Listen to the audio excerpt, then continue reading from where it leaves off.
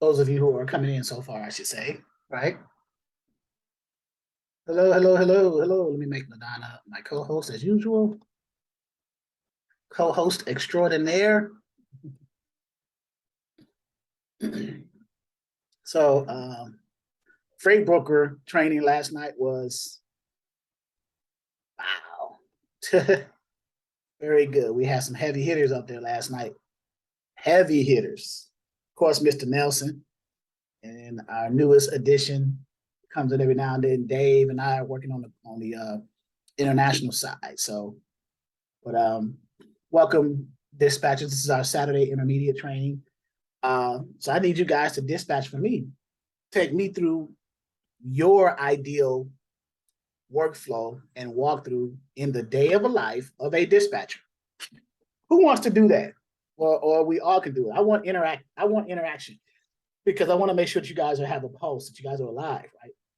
So I want to see, I want to get a clue of what you guys are picking up on in the training in the portal versus how you would apply it to your everyday dispatching duties.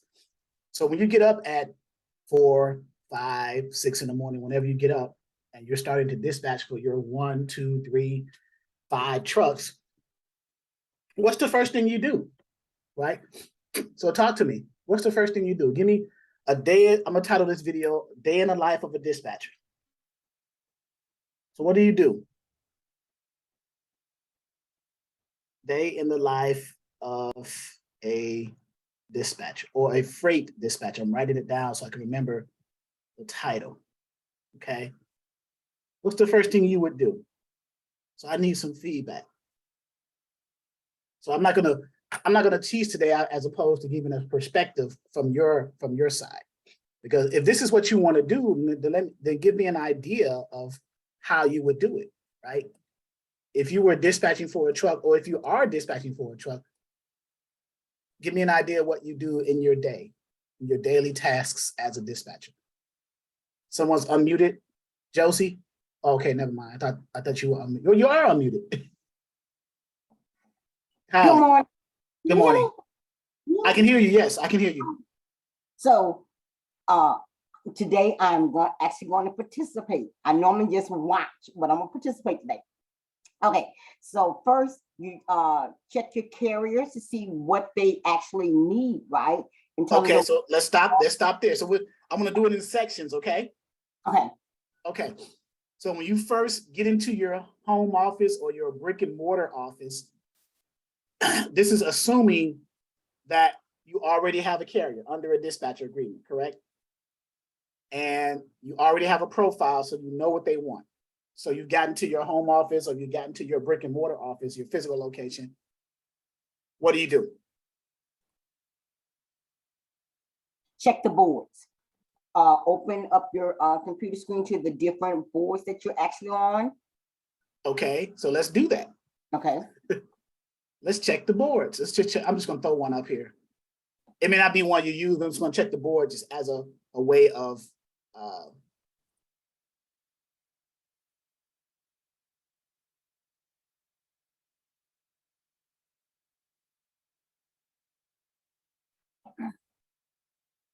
and this may not be the one that I want to log into, but let's just make sure. Give me 1 second. Let me check something real quick. So we're checking the boards.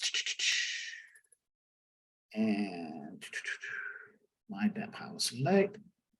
Carrier, okay. So let's go back and log into that. Share the screen and stop share. I'm gonna stop share for 1 second because I need to look at something just to make sure it is what it is. And okay, so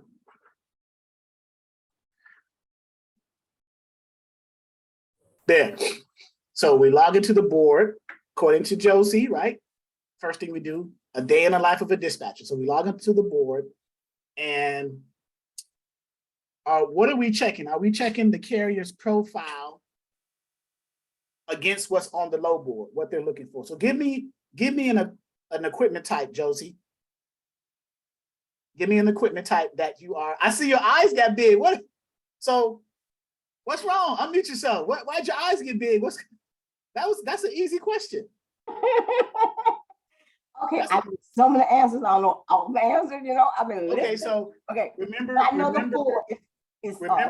remember the three major equipment types that we talk about.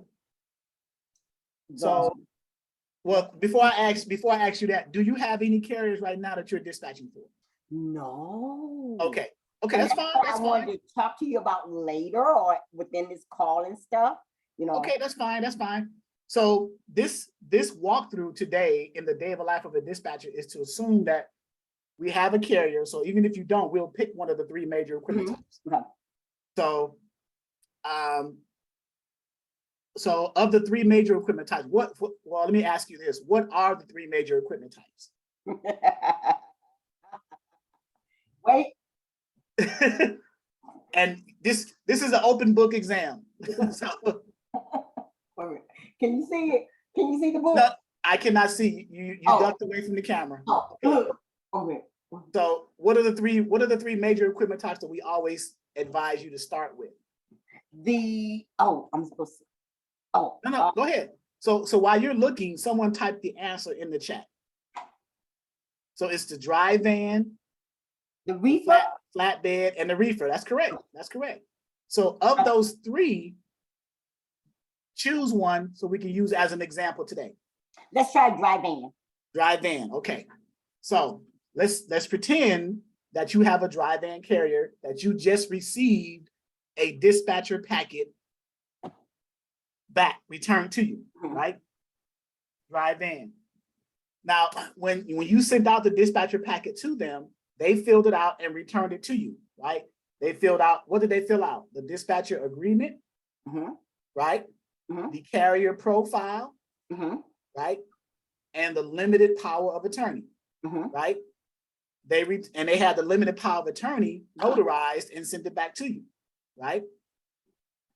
Now, in addition to that being returned to you, what else as a dispatcher would you need copies of from that carrier if you're going to dispatch for them efficiently? And anyone can answer this. I just got Josie with her. Okay, so they said agreement profile, limited authority. Okay, so now remember, whenever you call a freight broker from a load board that you found a load for your carrier according to their profile, the freight broker always asks for what document? The MC number, right? The MC number. So the MC number is notated on what document by the carrier? It's the MC authority letter, right? The MC authority certificate, right? So let's go to that on our website so I can show you what I'm speaking of. Right, Vera said the W-9, the MC, and there's another one that's on there too, the COI, the certificate of insurance. Okay. So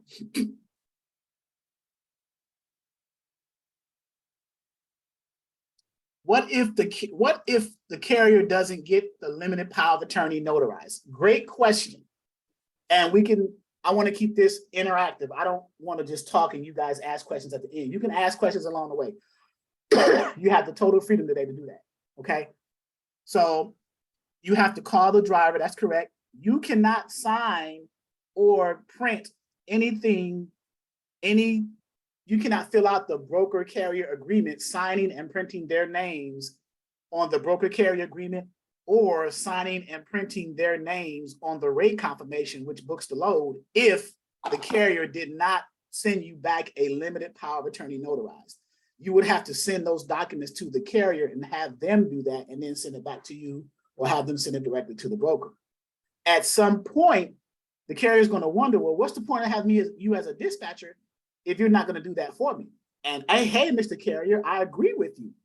What is the point of me being a dispatcher for you if I can't do all my duties as a dispatcher for you? Well, you're preventing me, Mr. Carrier, from doing some of my job by not providing me a notarized limited power of attorney, because that allows me to now represent you because you've given me legal authorization to represent you through the limited power of attorney being notarized. That's the whole purpose of the limited power of attorney. It's a limited authorization or permission from the carrier to you to represent the carrier in matters of only onboarding them with brokers, and that's through filling out the broker carrier agreement, signing and printing their names, and then also through filling out the rate confirmation, which officially books a particular load, right? Those are the two steps involved in booking a load for a carrier, especially if a carrier is not already set up or approved by a specific brokerage, okay? Now, so let's circle back to the original day in the life thing. Go ahead, Josie. So is it best if we're new to get a carrier that is seasoned instead of getting a new carrier that doesn't have a lot or doesn't know a lot? And that isn't yes and no. Most seasoned carriers are not going to want to work with new dispatchers. Oh, okay. Correct. Most seasoned carriers are not going to want to work with new dispatchers. It'll be, if you can get a new carrier and you're a new dispatcher, guess what? You guys are growing together and learning together. But if you can get a seasoned carrier to tolerate the bumps and bruises coming from a new dispatcher because you're new, you don't know it all yet. But the mistakes you make are not going to be costly mistakes because the carrier is seasoned enough to catch you before you make those costly mistakes. Okay. Okay. Also to do a limited power of attorney for a load, right? So the limited power of attorney is to allow, so the limited power of attorney is the carrier's way of giving you authorization to represent them in booking a load, in setting up the loads. And setting up the loads involve, and this was a question by John Stewart, setting up the loads involve filling out the broker carrier agreement, which is the onboarding process with a broker, and signing the rate confirmation, which officially books that particular load. Okay, so here, now, the day in the life of a dispatcher. We are assuming we got a dry van carrier. Josie said we had a dry van carrier, and we got back all of our contracts from them, our dispatcher agreement, limited power of attorney, and carrier profile. The question I had asked was, in addition to receiving those back for your dispatching company, what other documents do you need from the carrier in order for you to effectively dispatch for them? And those are a copy of their MC authority letter, right? Which is right here on the screen. Okay. Copy of their MC authority letter. Because that shows you that they, and the broker that you're going to try to book a load with, that they have the authorization or the authority to operate and transport freight. And it's governed by the FMCSA, the Federal Motor Carrier Safety Administration. Okay. That's number one. In other words, they are a legitimate owner operator, a carrier. They're authorized to do what they do. The other document that you need a copy of is on the screen here, a certificate of insurance. Okay. The certificate of insurance says they have enough insurance coverage. They have enough insurance to cover what they are authorized to transport, right? They have the legal right to transport it with the MC authority letter. They have the certificate of insurance saying they have enough insurance coverage to cover what they're transporting, the insurance, which is cargo and liability. Cargo being the minimum of 100,000, liability being 1 million. Okay, so they have a certificate of insurance. So your carriers have to insure what they are transporting. That's a requirement to have an active operating authority. You have to have insurance, or the motor carrier does. Okay. Go ahead, Josie. What did you say the 1 million was for? I caught the cargo. Okay. The cargo coverage is 100,000. The liability is 1 million. Liability covers bodily injury and property damage. There's an acronym called BIPD, bodily injury, property damage. Okay. So that's the document number 2 that you need the carrier to send you a copy of. Document number 3 is on the screen. W-9. Carriers who are owner-operators have a W-9. They have an EIN number attached to their business. It's like with you, you're a dispatching company. When you structured it as a business, you have an EIN number attached to your ABC dispatching services or whatever you call yourself, right? So it's the same thing with the carrier, XYZ Transportation or ABC Trucking or whatever they call themselves. They have an EIN number, an employer identification number, okay?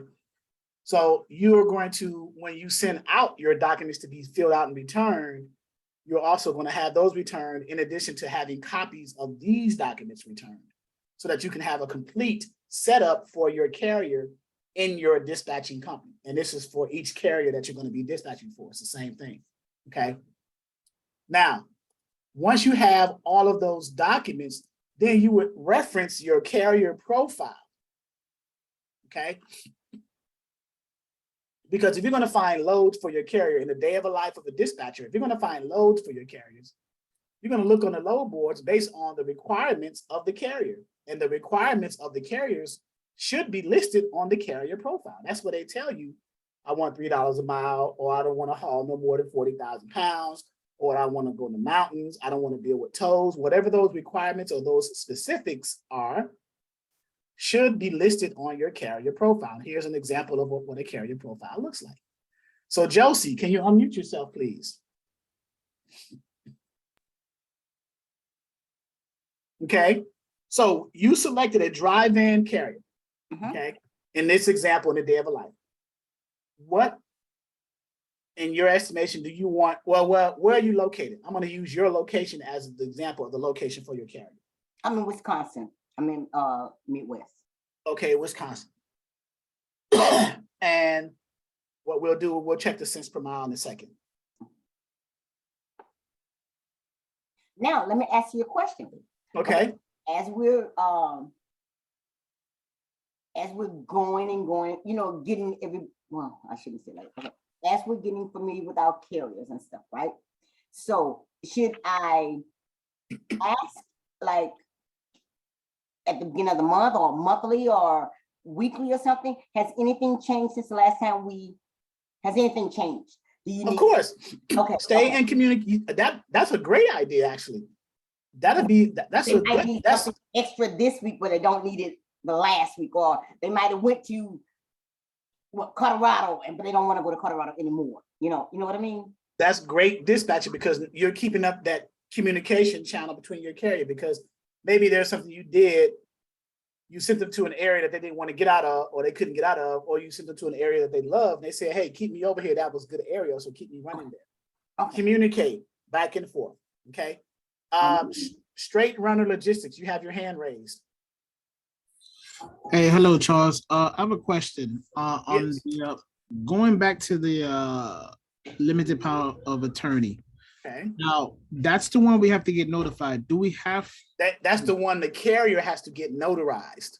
Okay, so when we send that form out, do we have to pre-write it as far as like saying this is our company? You see where you have it in yellow where it says ABC Logistics? Right, correct. So when you send out your dispatcher packet, which contains your dispatcher agreement, carrier profile, and limited power of attorney, all the areas where your information should be in our template needs to be filled out by your company with your company information prior to sending it out to a carrier. Okay. Your stuff should be pre-filled out. Just like when a broker sends you a broker carrier agreement to fill out for your carrier, if you notice on the broker carrier agreement, their information is already pre-filled in. It's the same case with you when you send out your dispatcher packet or your limited power of attorney or any document like that. In other words, your company name should already be here. So when the carrier gets it, your information is already there. They just have to fill out their portion and get it notarized. Yeah, I just wanted to make sure I was doing it right. Now, another thing too, on the dispatcher agreement, does that need to be notarized? Does not, no. Okay, so that's the part where the rate confirmation is at. No, the rate confirmation is a second document. The rate confirmation is what's sent to you by the broker once your carrier is onboarded and set up with that brokerage and you guys agree on a particular rate, then they're going to send you that document to sign and send back to them to officially make that a completed process. Okay. Okay. So the rate confirmation is right here. This is on the broker side. The rate confirmation is sent to you, and it'll be pre-filled out by the broker. Let's say you call the broker on a specific load. All the details of a load, all the particulars of that load that you called that broker for and went through that process of onboarding and setting up and booking that load, all the details of that load will be already on here. The load number, the reference number, the BOL number, all of that stuff will be pre-filled out. The shipper's address. What is the shipper's address? That's the place where the carrier is driving to pick that load up, right? Another name for shipper is the consignor. The consignee or the receiver is where the carrier is going to deliver the load. So the pickup shipper is the origin. The consignee or the receiver is the destination. The shipper is where the carrier picks the load up. The consignee or the receiver or the destination is where they deliver the load to.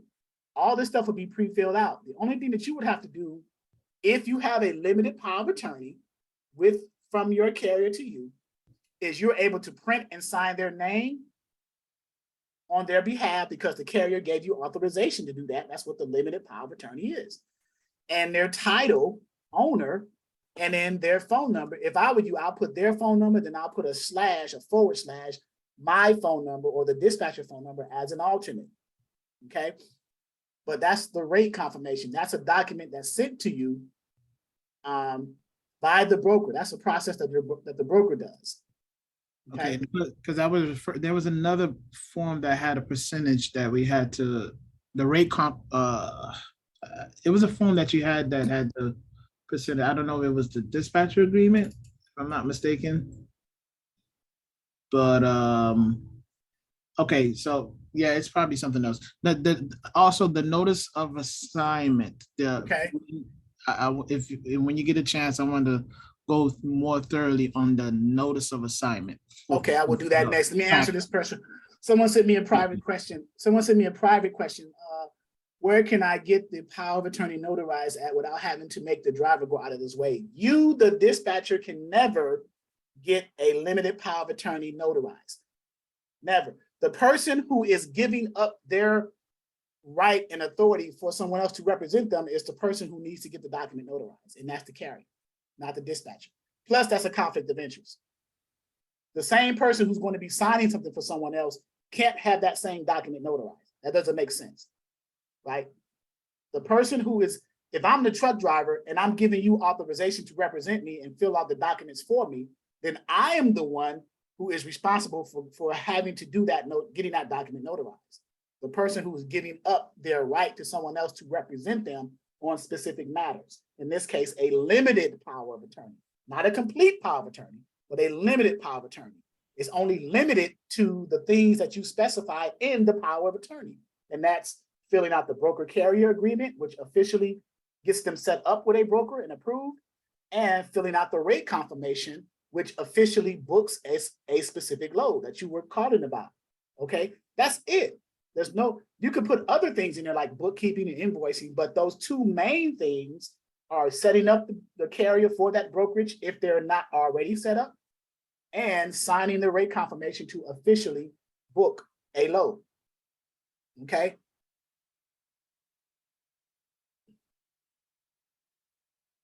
So now you just asked about, I think that was Straight Run Runner, the limited, the notice of assignment, okay, which is right here. That's so if your carrier that you're dispatching for is working with what's called a factoring company, okay, factoring companies, they purchase invoices or PODs for the carriers, and they advance them money up to 90–95% of the gross amount of what that load paid on the rate confirmation. So for example, if a rate confirmation, you booked a load for a carrier and the rate confirmation paid them, let's say $5,000 for a load going from here to there, whatever, A to B.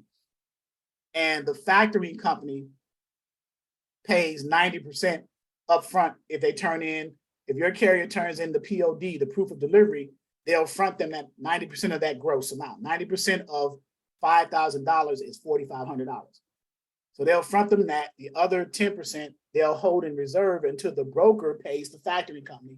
Then they will do what's called a release of that hold money and give the rest to the carrier minus their percentage for factoring. That's how factoring works. Now, the process that the carrier had to go through to get set up with factoring companies is, number one, they had to send the factoring company requires, if they're going to work with brokers, they require a credit check be ran on the brokers. So a factoring company through your carrier and you sends a credit application to the broker. Broker knows about it. They do it all the time. Okay. They'll fill it out, send it back to you, the dispatcher, or directly to the factory company, so that a credit check can be ran so that the factory company can see if the broker is favorable or factorable to have a line of credit extended to them to cover those proof of deliveries. Okay. If the credit check comes back on the broker favorable or that they're factorable, then the factoring company will forward them a document called a notice of assignment. Okay. The notice of assignment looks something like this, and it'll say something like this. It'll have the information in there, and it'll say, this letter is intended to notify you, the broker, that as of whatever contract date it was, your invoices that you have payable to the carrier, which is our client now, our factoring company client, has been assigned and transferred to us, the factoring company. That's what it means. Notice, this is a notice that we are assigning payment from our carrier to us because we've already advanced the carrier 90% of what they were due. So now the notice, we are assigning this note of assignment, this contract to us, because we're putting in responsibility for our client now. Okay, that's how factoring works. That's how the concept of the notice of assignment. The factory company is telling the broker all invoices that's payable to the carrier on factored loads comes to us now. We've already dealt with the carrier. We'll deal with you guys according to your payment terms, net 30, net 45, or whatever. Okay. Yes, sir. Straight runner. Okay, so that notice of assignment goes to the broker, not the factoring service. The factoring service is the one who presents the notice of assignment. They're the ones who send out the notice of assignment. They're the ones who are telling the broker, like, look, everything that's payable to the person who provided you service, which is the carrier. The carrier provided the broker a service. They picked up that brokered load and from the shipper, and they delivered that brokered load to the receiver. So now they have to get paid for that. So all invoices payable to the carrier are now going to be payable to us because now we stepped in as a factoring company. Now we're representing our carrier. How are we representing our carrier? Well, we ran a credit check on you first, Mr. Broker, to determine if you're factorable, and it turns out that you were. Now, for every POD that's turned into us, because we've already factoring company, because we've already advanced the carrier, since they're our client, we gave them 90% of what that load was paying anyway, $5,000 in that example. We gave them $4,500. So now when they give us the PODs, we're coming to you to cash out the rest of the money. Okay, that's how. So it's like remember those payday advance places you take your pay, you get a loan against your paycheck 2 weeks out. That's what factoring company do. Yeah. Damn check thing yet. Josie. I don't see the check thing. I don't see the raise your finger thing on this thing. There should be something called reactions up there. Oh, okay. Question. And that was Yes. one of my main questions. Okay. Since the factoring company sends this stuff to the broker, how many is it one factoring company? No, how many factoring companies should a carrier have, basically? The carriers, it's ideal that carriers only be contracted with one factoring company. Oh, Company. okay. And when carriers set up a contract with a factoring company, the terms of that contract is usually at minimum a year. So they cannot compete with they can't deal with any other factoring companies because it'll be a breach of contract. Okay, it's a breach of contract. So it's typical only to work with one factoring company. So question then, if we're newbies and they're newbies, there are some factoring companies I know that work with newbies, right? Yes, we have one on our website. Okay. Oh, okay. Okay. So right here under ELLC services, affiliates and partners We went. on the website. If you click Okay. factoring, Okay. it goes down here to Seven Oaks, Monica. And I'm gonna copy and paste her information in the chat. But yeah, so we're trying to streamline this process for you guys. So whatever, any type of services you need, that's part of your workflow of dispatching, we want to provide that, right? To kind of help you along the way, right? But this is an example of a factoring company. Yes. So then that brings me to my main question that I had when I started this. How do we guarantee that if they don't have a factoring company at first, that we as the dispatcher gets paid? Very good question. So if your carrier is not, if you get a carrier under a dispatcher agreement, and you and that carrier agree to work with each other, and the carrier does not have a factoring company, well, they're getting the loads from a broker. So they have a broker carrier. When you book a load for a carrier, it's a broker carrier agreement that you're booking a load for that broker under. You're getting set up. So this is a broker carrier agreement. So if your carrier doesn't have a factoring company, the broker is contracted through this agreement to pay the carrier. True. That's who the carrier gets paid.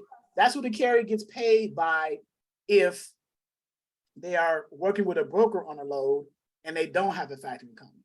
The broker is obligated to pay them. Excuse me.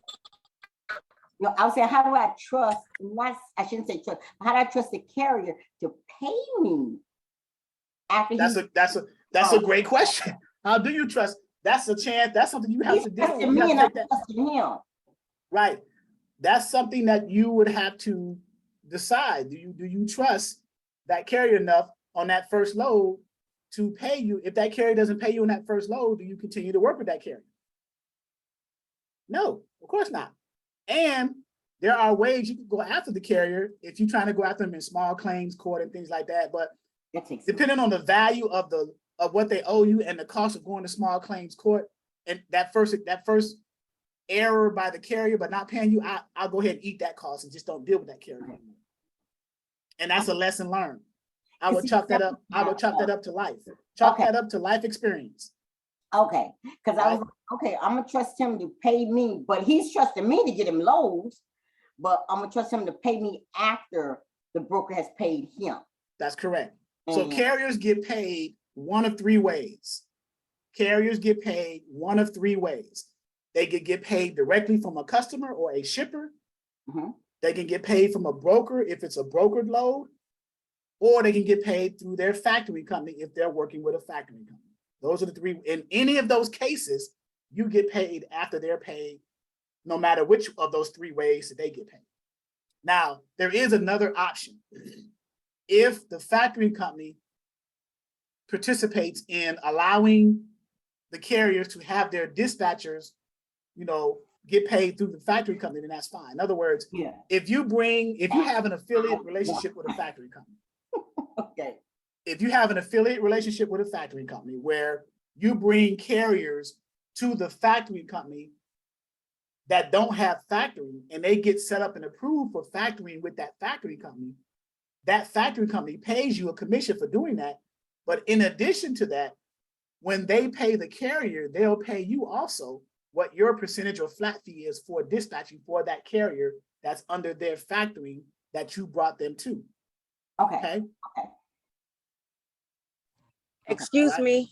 Yes, Amber. Hi, my name is Amber. I just had a question. Does the different carrier need different factoring companies, or can the different carriers that I'm working for work under the same factoring company? How do we kind of go about, they can work with the same factory company, or they can work with separate factory companies. It's whichever factory companies offer them the best rates and the best percentages for their services. So so it's my responsibility to find out, as far as if they're working with a factoring company and what factoring company they work with, and to communicate with that company, or that's kind of all on the carrier? That's kind of all on the carrier, but what you can do is put on your carrier profile, whether they work with a factory company and who the name of that factory company is, just for informational purposes. But the responsibility of getting a factory company and getting a good rate for factoring, that falls on the carrier, because Okay, so that's not my responsibility. I don't have to try to get them. I just can suggest it to them. that's correct. You can suggest it. Now, if you have a factory company where you go to that factory company's website and you set yourself up as a partnership or an affiliate of that factory company, and then you leverage that affiliate relationship to bring carriers under that factory company where they pay you a commission for doing that. Okay. Part of the service of the factory company too will be they'll pay you at the same time that they pay the carrier. Okay. Okay. Okay. All right. So, like you said, that's their responsibility. I can just mainly suggest it to them. You can suggest it, or you can leverage it as an added service to your dispatching services if you decide to do that. Oh, okay. Yeah. Oh, thank you. You're welcome. Okay. So we were in the day of the life of a dispatcher, right? We assume that we have a carrier. We assume that we got our dispatcher documents back, whether it's our dispatcher packet. Pop quiz. What are the 3 documents that are in the dispatcher packet?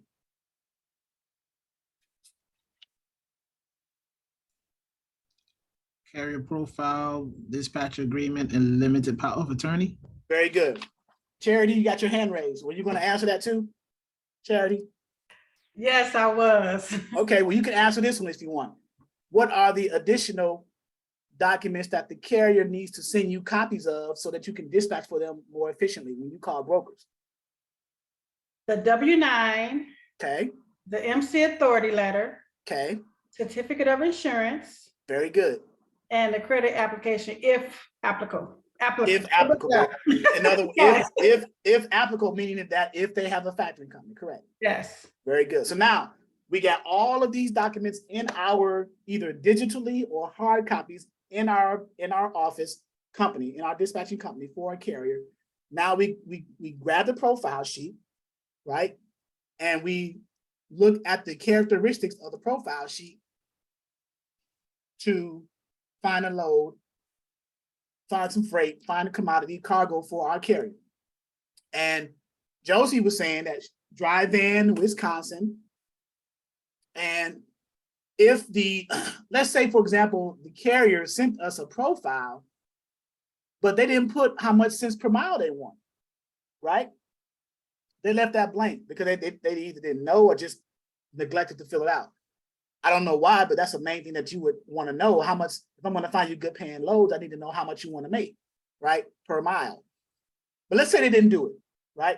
We have resources that we can go to kind of give some analysis of that, right? So we're going to use Josie's example in let's say Madison, Wisconsin, or Wisconsin, in the Midwest. So we can go to our tools and resources, right? And remember, this is the day of the life of a dispatcher. You just got a carrier, and you get ready to start the process, right? So we can go to trend lines, right? MindSight just said it.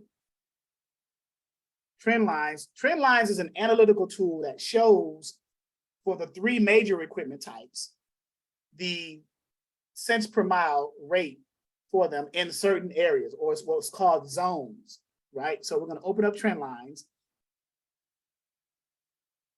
And we said we're working with a drive-in. So we're going to do national rates for a drive-in, okay? And if you notice here, there's 5 groups or 5 zones. Each zone contains a number of states. This one that says $2.41, that is the Northeast zone, and the Northeast states are in those zones. New York, Maine, Connecticut, yada, yada, yada, right? Rhode Island. Southeast zone, $2.53. Florida, Georgia, North Carolina, South Carolina, Virginia, yada, yada, yada, right? Midwest zone, $2.70 for a drive-in on average right now. Wisconsin is a state in the Midwest zone, correct? So if your carrier neglected to put their cents per mile on the profile, well, you got their address, so you know what state they're in. So you can check trend lines to kind of get a baseline of where to start from, right? what's the going fair market rate cents per mile for that carrier. So let's say Josie's carrier didn't do that. We can use $2.70 as a baseline number, cents per mile for them, correct? How often does the rates change? It's either on a 7-day or 15-day average. It keeps pace with the market. Just like on the load boards, they give you spot market rates. They'll give you 7-day averages, 15-day averages. It's the same. This analytical tool is being pulled from the DAT load board. This is called DAT trend lines. DAT is a load board. DAT stands for dial a truck. Okay. So we'll go with 270. So we got that now. So we're in our office. We're putting together our plan now in the day of the life. So we got the profile, and they said, the carrier said, okay, I don't want to haul no more than 38,000 pounds on the trailer. I'll go anywhere. So if you got a carrier that said they'll go anywhere, that's a good carrier because you can find some good rates and just send them anywhere, but you got to make sure you send them to places that you can get them loads out of, not just, do not ever try to do one directional dispatch. You want to send them to a place and then make sure that they get out of there. You want to keep those reels turning, right? A backhaul, what's called a reload. And a backhaul is not necessarily a load coming back to where they left from. It could be a backhaul out of where they are to somewhere else. That's called a reload, okay? So our carrier profile for this example today in the day of a life of a dispatcher says, Wisconsin, Madison, Wisconsin, dry van, 38,000 pounds max weight they want to haul, $2.70 per mile. Okay, we good so far? Okay. And why? So the max, what's the max weight of a dry van? It's between 42 to 45,000, right? So they're under the max weight because the number one reason they want to save on diesel fuel costs, correct? So they want to make sure that their numbers are decent for covering fuel. So let's go to our load board and search for a load. Okay, Josie, since you're the person here, have you navigated or used a load board before? No, okay. So we'll walk through here. So on this load board, which is the DAT load board, we're gonna search for, first we're gonna search for the truck. What kind of truck did we say we had? Dry van. Dry van, so a standard van in this example. Where's our origin from? What did we say, Madison? Yeah, we come from Madison. Madison, Wisconsin. So we'll type that in. The origin is the pickup location. The pickup location, another name for the pickup location is what? The shipper. Mhm. What's another name for the shipper? Starts with a C.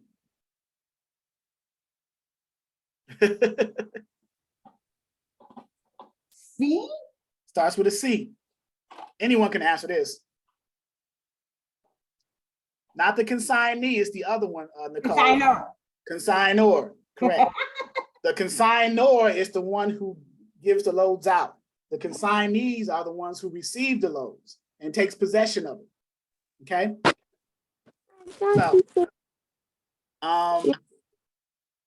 So they're shipping out of so we're looking for a van load coming out of Madison. We said on the profile, or the driver said that he'll go anywhere. So we don't have a destination. So we leave it blank. If he can go anywhere, we'll leave it blank. Right? And then available date, we could just leave something here. We'll just put Monday's date because today is Saturday. We're probably not going to find a load at close to 1 o'clock right now on Saturday. What is this DH-O? What does that mean? Deadhead. Deadhead from where? Origin. Origin. The minimum is 100 miles. So let me break that down and ask what that means. What deadhead means that how far is your driver willing to drive from their current location, their current position, empty, to the pickup location in Madison, Wisconsin. And the most these days is up to 100 miles. Okay. That's what deadhead means. Another word for that, deadhead. DHD is deadhead destination. Since we're going anywhere, we don't put anything in there because we don't have anything in here. Okay. So F/P is full or partial loads. We're going to say both.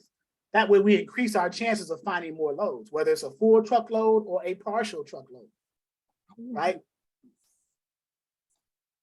Right? Uh-huh. So, and then next, the length. Well, if we leave it blank, it'll put not only 53-foot type of loads, but also 48. But if you just want 53-foot loads, then you just put 53 feet. Okay. Otherwise, you just leave it blank to increase your likelihood. Because can you put 48 size loads in a 53-foot trailer? Sure. Yes, you can, because you got extra 5 feet to work with. Yeah. Right? Yes, you can. So leaving it blank is to your advantage. Okay. Right? Because you get both 53 and 48 type of loads. The weight, according to your carrier's profile, we said was 38,000, 38000. So that's the most weight you want to put. And then you just simply hit search. Okay. So look at this. We came up with 975 total results. Hey. 315 of those are exact matches. Exact matches of what we put in our search criteria. Okay. Exact. And then the rest are similar. They call them similar matches, right? So the first thing I do on a load board is I go to where the rate that the broker posted on it is posted. So where it says rate or dollar value, anything of that, right here where it says rate. See that? My cursor moving? Okay. I click that because it pushes up Okay. in numerical order the rates that are posted by the brokers, and all the ones that are not posted, they're below. So I clicked it. So now we got all the rates in numerical order. You guys see what I just did? Mm-hmm. Okay. So now we got the 5,200. So now you're looking at this, right? You're seeing all the, man, a $5,200 load. Look at that's amazing, right? But you're not looking at where it's going and how probable are you getting a load out of where it's going to. That's what I'm saying by dispatching. You have to be just because it's a high paying load, you got to see where it's going. This is going from, I can't even pronounce that, Dubuque, Iowa, which is 93 miles from Madison. That's how you read that. Deadhead origin was Madison. So Dubuque, Iowa is 93 miles from Madison. So that's not a far deadhead, but it's driving 1,935 miles to Alderwood Manor, Washington State, which is the Pacific Northwest. It's only 24,000 pounds, which is not bad. It's paying $5,200, right? So that's a high rate, but the question becomes, well, can you get something out of there, right? And let's open this up as an example. Let's look at these numbers, right? So now, on certain load boards, they give you broker spot rates, right? Broker to carriers. This is a broker to carrier spot, a spot market rate with a fuel surcharge included at 61 cents per mile this week. Okay, the fuel surcharge is 61 cents per mile this week. So of that $5,200, 61 cents times the number of miles, whatever that dollar value is being paid, is included as fuel in that $5,200. So what is that number? What is 61 cents times the number of miles this load is driving? What's 61 cents times 1,935 miles? Someone figure that out. I'm gonna do 1,180.35. Okay, so we take 61 cent, 0.61 times 1,935 miles. That's going to give us $1,180.35, right? So this load is this a line haul load or an all-in load?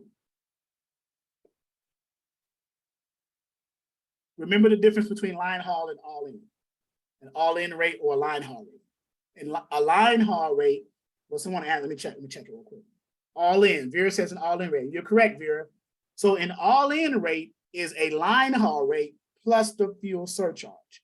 Well, we know it's an all-in rate because we see that it includes fuel surcharge right there. It says it right there in parentheses. So that's a dead giveaway that this is an all-in rate. So if that's the case, how much of this all-in rate is fuel? Well, we just calculated it because we know it's 61 cents this week. 61 cents times the number of miles it's driving is $1,180.35. So if you subtract $1,181.35 from the 5,200, That'll tell you what the line haul rate of this run is. 5,200 minus the 1180.35. $4,019.65. That's what the all-in rate is. They added fuel surcharge on top of that. Now it's 5,200. That's what the broker paid. They posted it for 5,200. It's 24,000 pounds, so it's fairly light in comparison to the max weight of a dry van trailer. Remember, 45,000 pounds, so it's less than half the weight of the maximum weight of the dry van trailer. So it's pretty light. So they're going to save on fuel costs, even though they're paying $1,100 in fuel, or almost $1,200.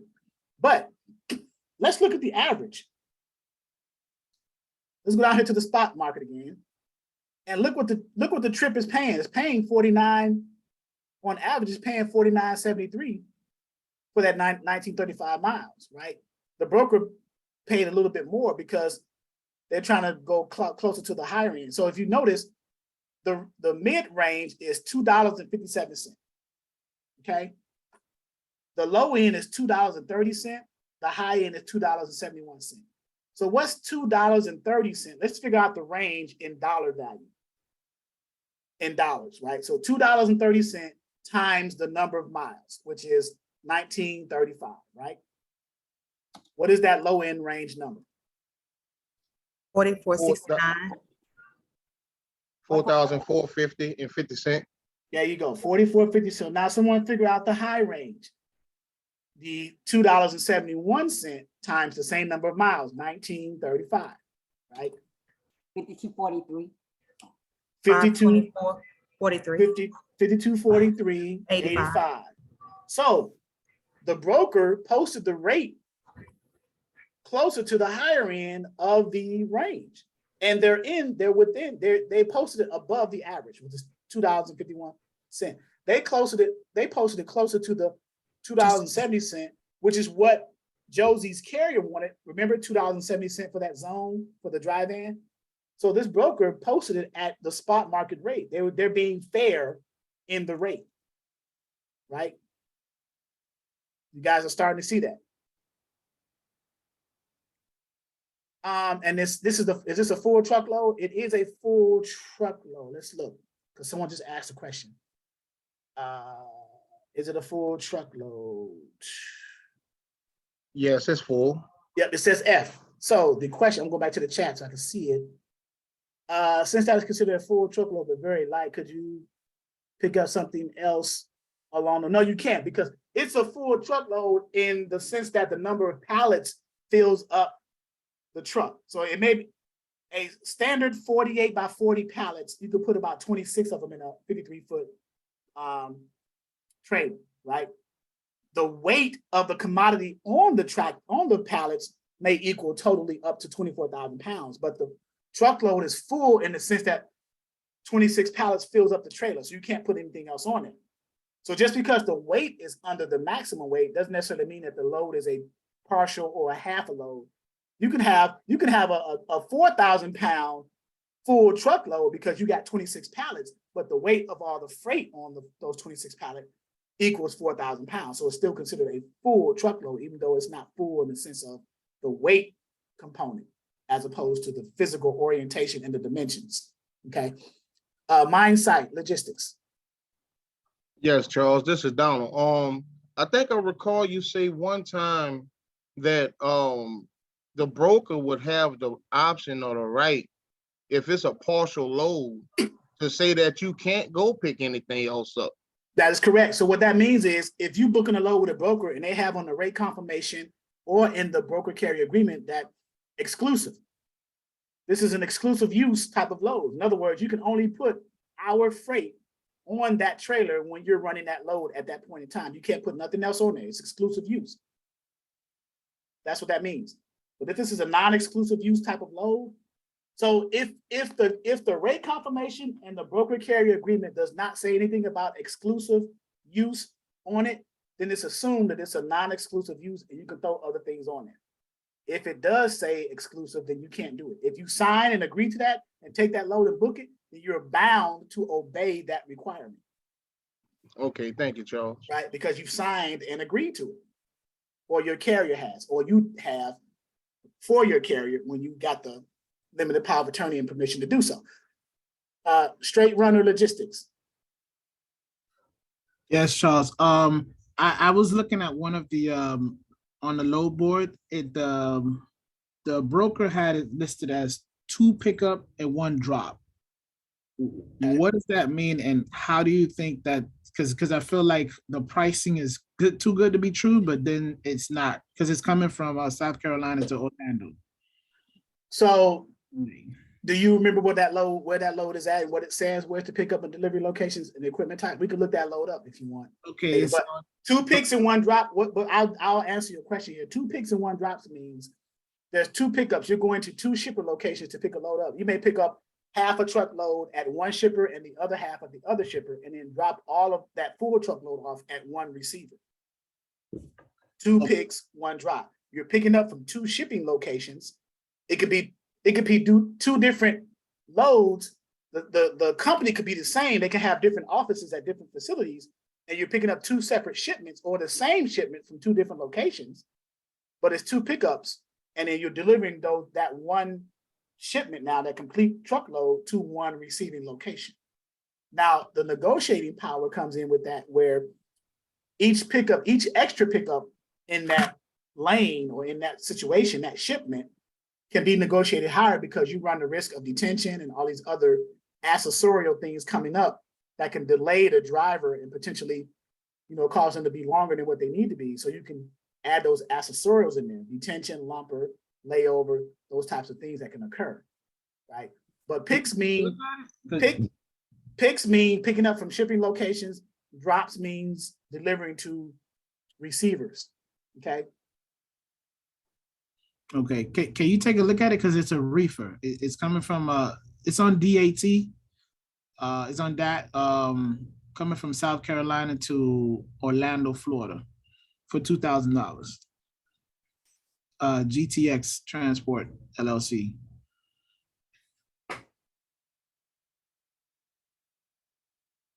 What city in South Carolina? Battsburg. I'm not sure if I pronounced it right or not. Can you spell it? BATESBURG.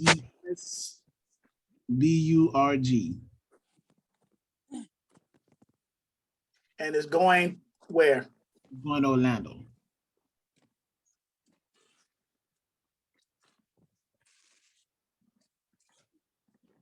And what's the date that it picks up? Oh, Monday. I have it for month. I'm trying to get it done for Monday. And it's a reefer, you said? Yeah, it's listed as a reefer.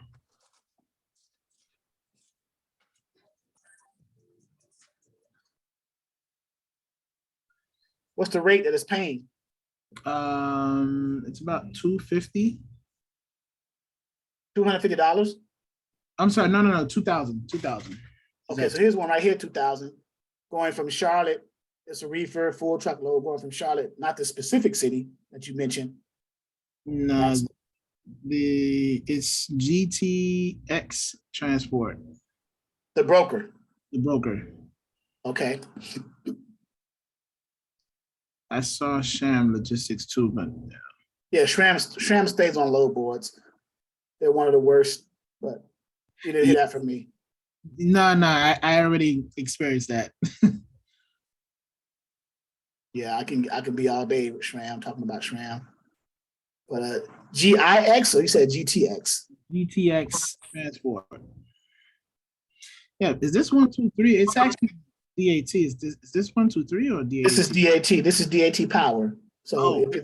if it's here, it would be here, but it's not here. But let's do this. Let's edit it. And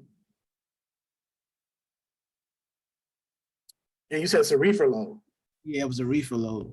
It may already be covered. Is it still on yours? And let me refresh.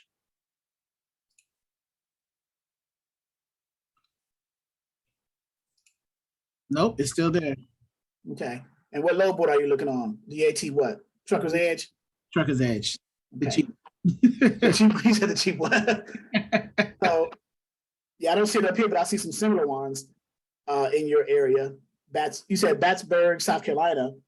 Yeah. So let me edit this and put just South Carolina as a state. Yeah, you can put, because I put it as zone, I put Zone 2, zone 3. Zone 3. I'll put Zone 2 and 3.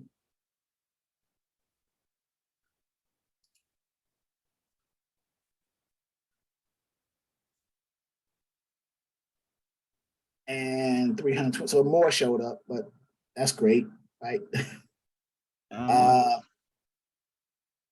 Glassburg. So I'm making it even specific. Since you gave me a specific city that you saw the low, I'll just put South Carolina. Since we know it's coming out of South Carolina. I mean, he has a lot coming from South Carolina. So it's multiple coming from South Carolina. Right. So with brokers, what they'll do is, if you saw Batesburg on there, most brokers will put the major city that's close to the actual real pickup location. And then when they give you a rate confirmation, they'll literally have the specific area where it's picking up from. But they'll put a major city, so you'll see at least where it's close to. But if you saw the low board specifically that specific city, I'm surprised it's not popping up here out of the 20 that I have, and it's going to Orlando. For the 29th? For the 29th. Yeah. Right, I got all 29. These are all 29 coming out of South Carolina. I'll make it even more specific, or more general, I should say. Florida.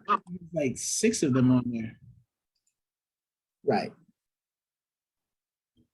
Yeah, I don't see it, but you said it was 2 picks and 1 drop. Yeah, 2 picks and 1 drop.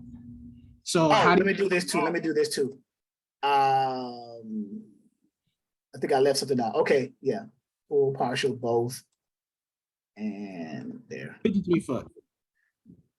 53 foot. Same thing. So it's not here, but that's fine.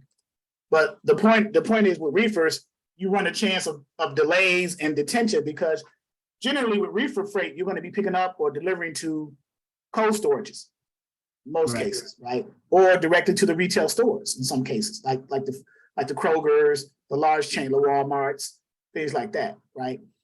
So, but the multiple picks or the multiple drops, each extra pick outside of the first one and each extra drop outside of the last one, there's a chance that you can negotiate extra monies in the rate as a dispatcher or a carrier. You have that conversation with your carrier and you guys decide, okay, so for each extra stop, there's a chance of detention, there's a chance for layover and lumper.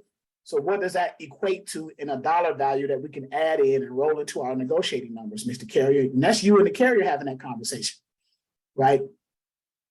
Because you want to figure, because you never know, because you're not with the carrier, you never know what they're going to get when they pull up to a loading dock at a specific facility. You don't know if a forklift broke down. You don't know if there's a line of trucks waiting and you just got there last. You see what I'm saying? So you don't know the situation. So you want to factor the worst case scenarios into your negotiating just in case to cover yourself, right? These are things that you want to forecast as a dispatcher. Now that stuff may not happen. You may go to a large distribution center who has 20 bay doors and you get right in and get right out, right? But you don't know that. You're not there and the carrier's not there until they get there, right? But you always want to plan in the case of worst case scenarios, not the best case scenarios. Remember, you are in a volatile industry, transportation. This is a volatile space, right? So you plan accordingly and you forecast accordingly, you know. But with reefers, there is the potential of the 3 major equipment types. The potential for the reefers is the greatest to have multiple picks and multiple drops. The dry vans and the flatbeds is a little bit less, but the reefers, because you're taking multiple stops with multiple shipments, you may drop off some beverages here, there, and then, or pick up, I should say, beverages here, and then drop off here and here. You know, so I had a load that I booked for about 7 years ago, 6 picks and 4 drops. Wow. Exactly. 6 partial picks, which made a full shipment once the truck was fully loaded. So how would that work, right? Let's think about that. Well, we don't have to, because we're dispatchers, because it'd be from a carrier's perspective. But from a carrier's perspective, so let's say you had 4 picks and 4 drops. When you get to the first pick, that goes on first. So that goes towards the front of the trailer, right? The first stop that you're going to deliver to gets picked up last because it needs to be the first sets of pallets coming off the truck. Does that make sense? Yes. Okay, that's how it works. I had a truck driver who he must have been on drugs or something, but he put his first stop in the front of the trailer. So when he got to his first delivery, he had to move pallets out the way, stage them on the loading dock by the bay door to get to the first delivery, which was loaded toward the front of the trailer, which wasted so much time. And I'm like, man, what is you thinking? Even I knew that, right? So because you want your first delivery to be your last loaded piece of freight on the tail of the trailer, so it comes off first. Does that make sense? Yeah. Yeah, so that's how it works. So like the last in, first out kind of thing. It's Yeah. the same thing. LIFO and FIFO, you've heard those terms before. Last in, first out, yada, yada, yada. So, but day in the life of a dispatcher, let's circle back a little bit. Day in the life of a dispatcher, we are at the point where we got our profile. We're looking up a load according to the profile. We're finding a load, right? So the next thing would be if you find a load, you want to communicate with your driver, right? That you found a load and whether they agree to take that load or not.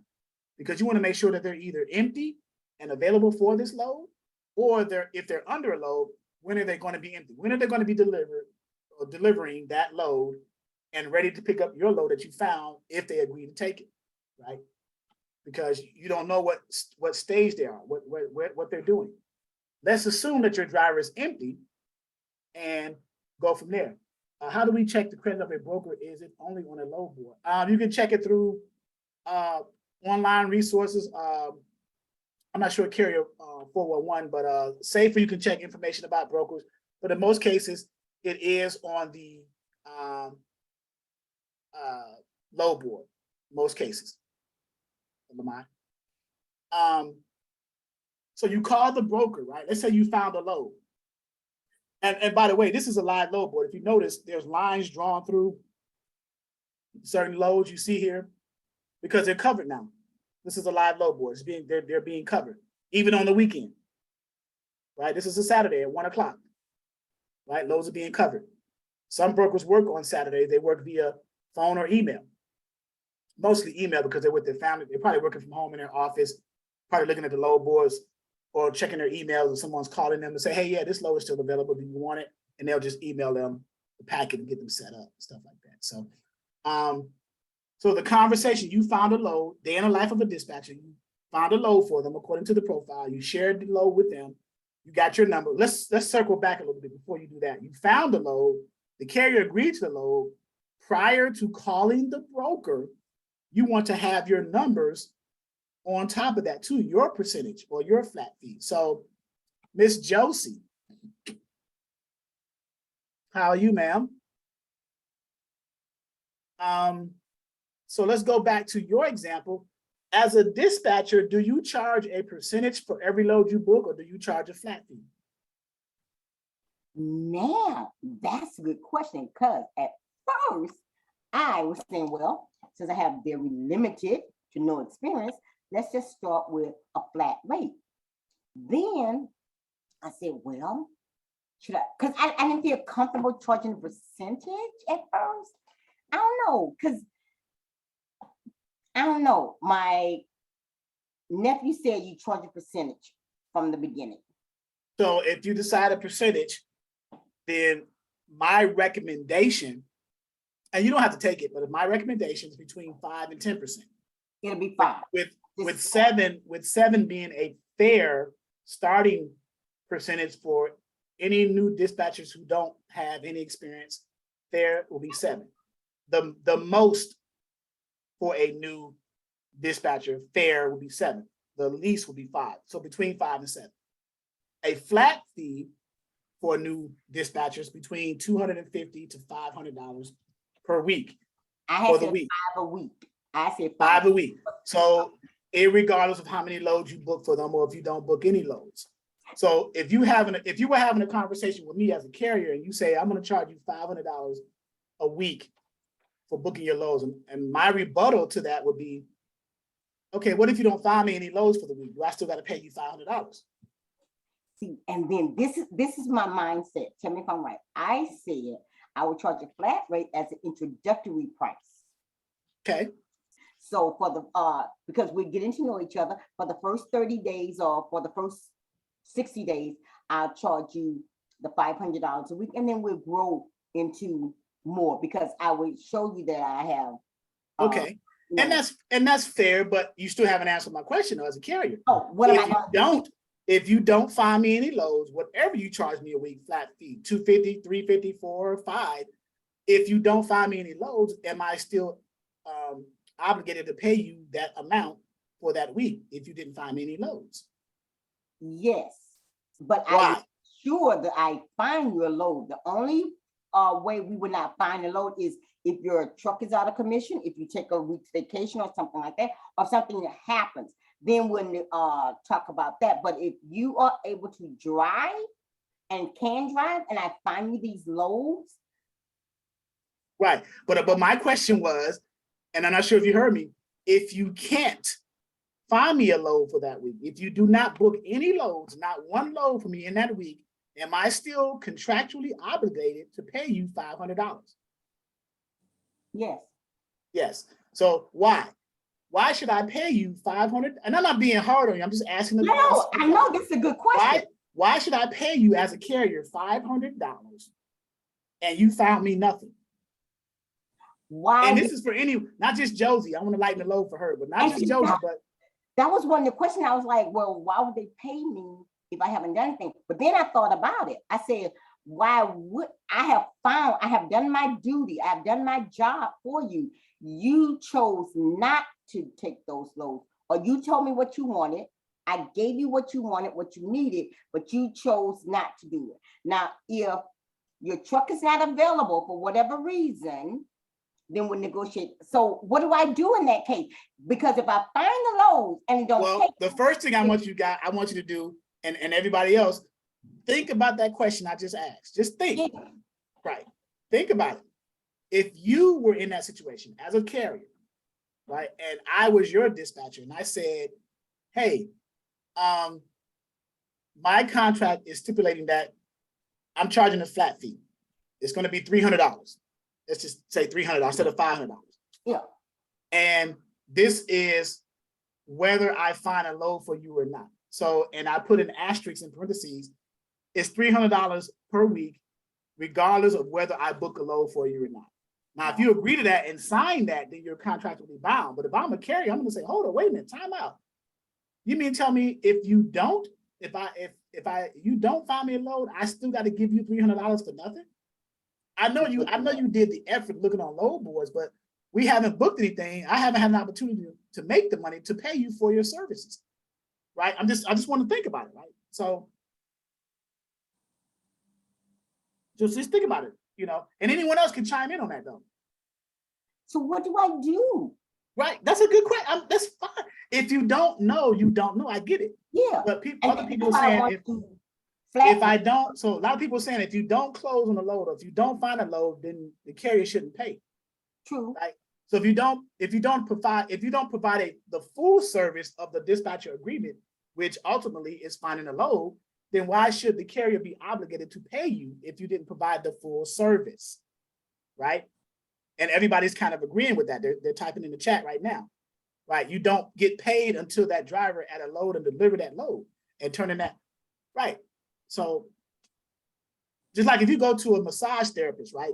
And you go in there and you go get undressed and get ready under the sheet and get ready to get massaged, but the therapist gets sick and say, I got to go home. I can't do you today, but please give me $100. What?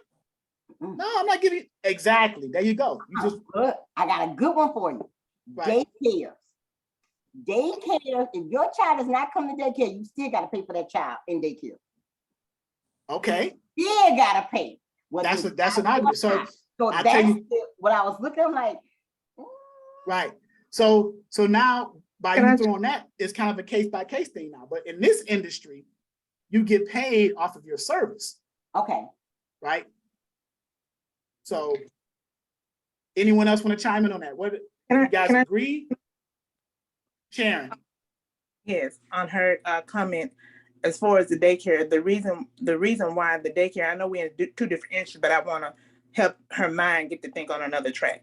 The reason why at a daycare you pay if the child shows up or not is because you're holding a spot. In regards to our industry, that's an asset that, you know, they still got to run. They still have an overhead to pay for. So if you can't provide the services that you said that you was going to provide, then as Mr. Mundy said, then they don't have anything to pay you out of it. They're not making money. Right. So that's the reason why you still pay with daycare, because they can put another child in that spot if your child is not going to come and you're not going to pay. Okay, and I didn't even realize that perspective, but that makes sense now. You're paying for slots, essentially. Whether or not the child comes into that slot, they have to cover those slots. So I get it now, but it just makes sense to do it, to be fair with the drivers. And you want to structure that in your dispatcher agreement, in your contract. If you go the flat fee route, 300, 450, 400, 500, or whatever, contingent, this is due every week. And you should say contingent upon me procuring for you X amount of loads or loads for that week to substantiate or justify that flat rate. And then now if you go to percentage rate, 5, 7, 10%, that's based off of per load. The flat fee is not applied to each load. The flat fee is for the whole week. So if you got a dispatcher, you start dispatching for them Monday through Friday, you send them a $500 invoice at the end of the week, Friday, for how many loads you book for them Monday through Thursday. Okay. With the percentage, you said if you want to invoice them Friday for the percentage, you're going to send them a fee for each load that you book for them, whatever that load paid Monday, Tuesday, Wednesday, Thursday at that percentage. On Friday, you send them an invoice on Friday, or you can send them an invoice every day if you want, if you're doing a flat, a percentage. So, straight runner logistics, you got your hand raised. Yeah, on that said too, has anybody, I mean, isn't there, let's just say we had a back office along with the dispatching service. So let's just say we did like maybe a monthly plan plus a percentage. Is that something that anybody have ever done, or is it even a source of an idea? Like saying, just say we charge like a low monthly fee just to do a back office, and kind of like how we have like the $29 ongoing, and then we have like an additional charge for the loads if we get something, nice, like a good $4 a mile type of deal. Of course, you definitely can do that. You just incorporate it into your dispatch agreement and you make it known. If you're adding, these are extra services that you add, and then that can warrant either a higher percentage or a higher flat fee, because now you're adding additional services to your company in addition to what your company was originally set up to do, which is dispatch. Now you're adding bookkeeping, invoicing, all these other admin type of services. If the carrier agrees to that, then of course that's your time. So your time is just as valuable as the carrier's time. So you charge for those services, of course. Right. One more thing, Charles, because it's kind of like off topic. I know you had sent the discount for the broker class, and then it's about to expire. Is there going to be an extension later on? Because I still want to be that broker part.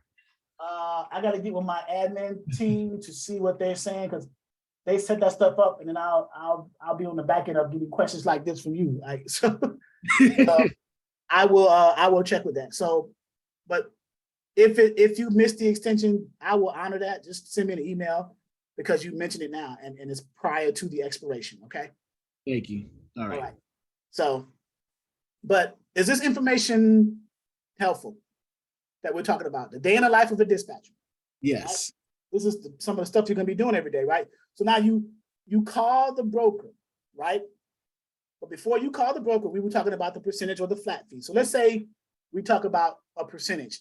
Josie, you said 10%, right? Or no, you said 5%. So let's go with 7. Okay. And let's choose this load here, Dubuque, right? Iowa to Alderwood Manor, Washington State, 5,200. So when you call the broker, you want to negotiate a rate, or you want to give them a rate. They posted it for 5,200, but you want to add your percentage in this case on top of that, right? So how would you do that? how would you put your percentage on top of that before you call the broker? If it's 7%, what would you do?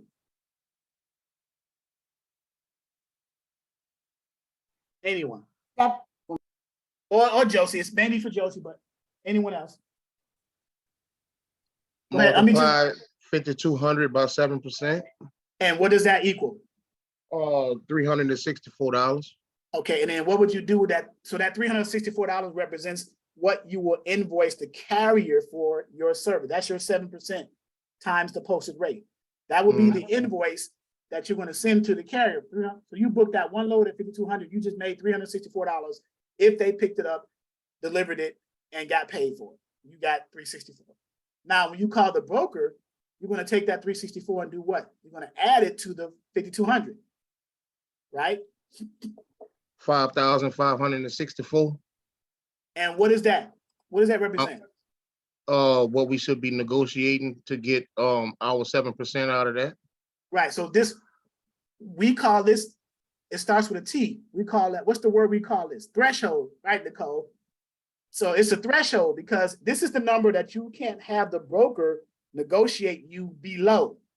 Because why? It includes the 5,200 that the carrier is getting paid plus the 364 for your dispatching fee. So when you call the broker, you want to give them a number obviously that's higher than that, right?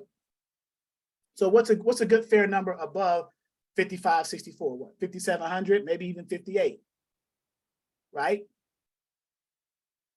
Yeah, 58.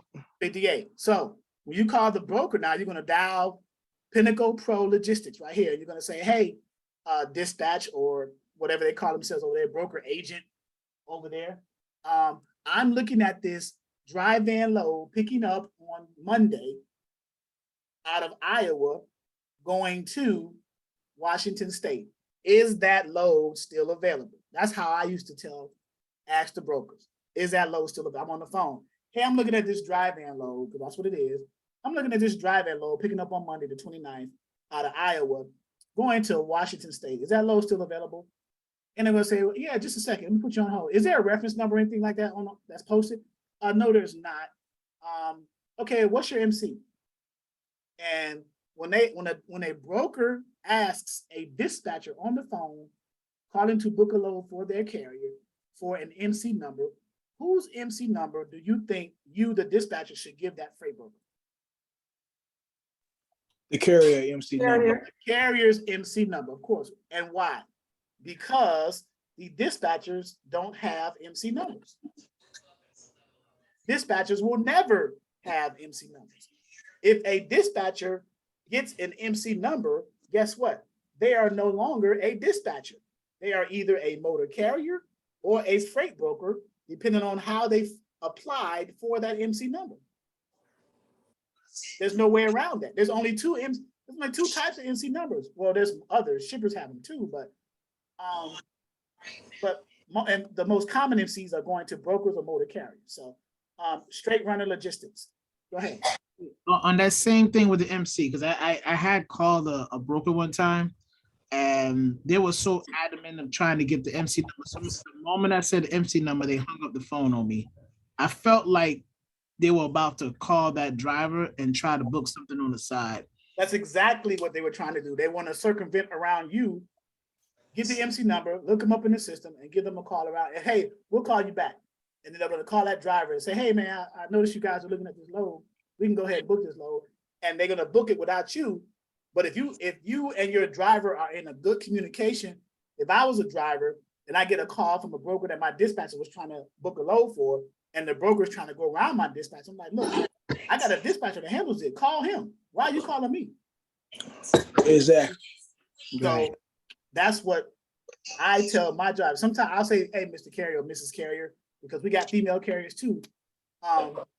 Sometimes you may get a call from a broker on the same load that I'm calling them for the book for you. They're trying to go around me.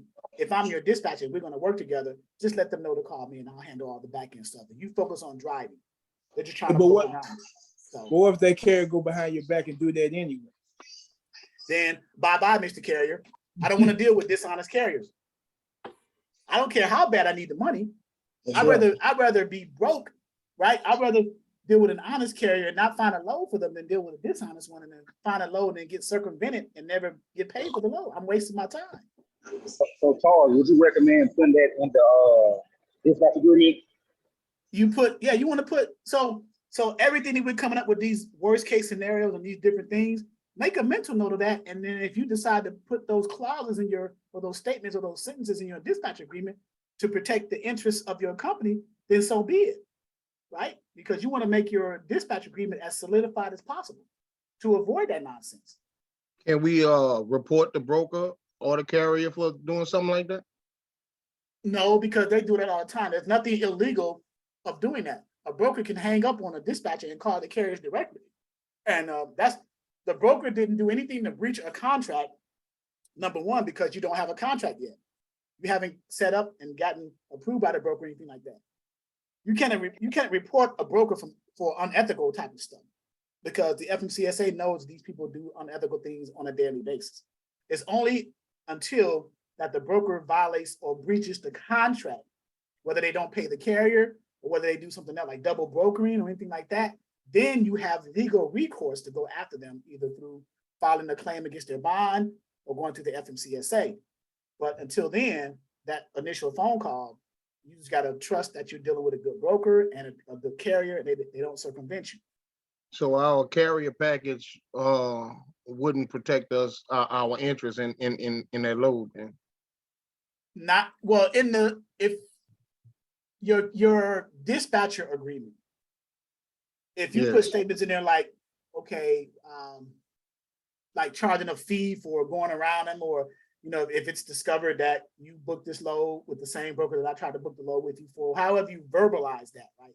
You may put that in the contract, and if they sign that contract, then they are contractually obligated to pay you if you put a payment clause in there.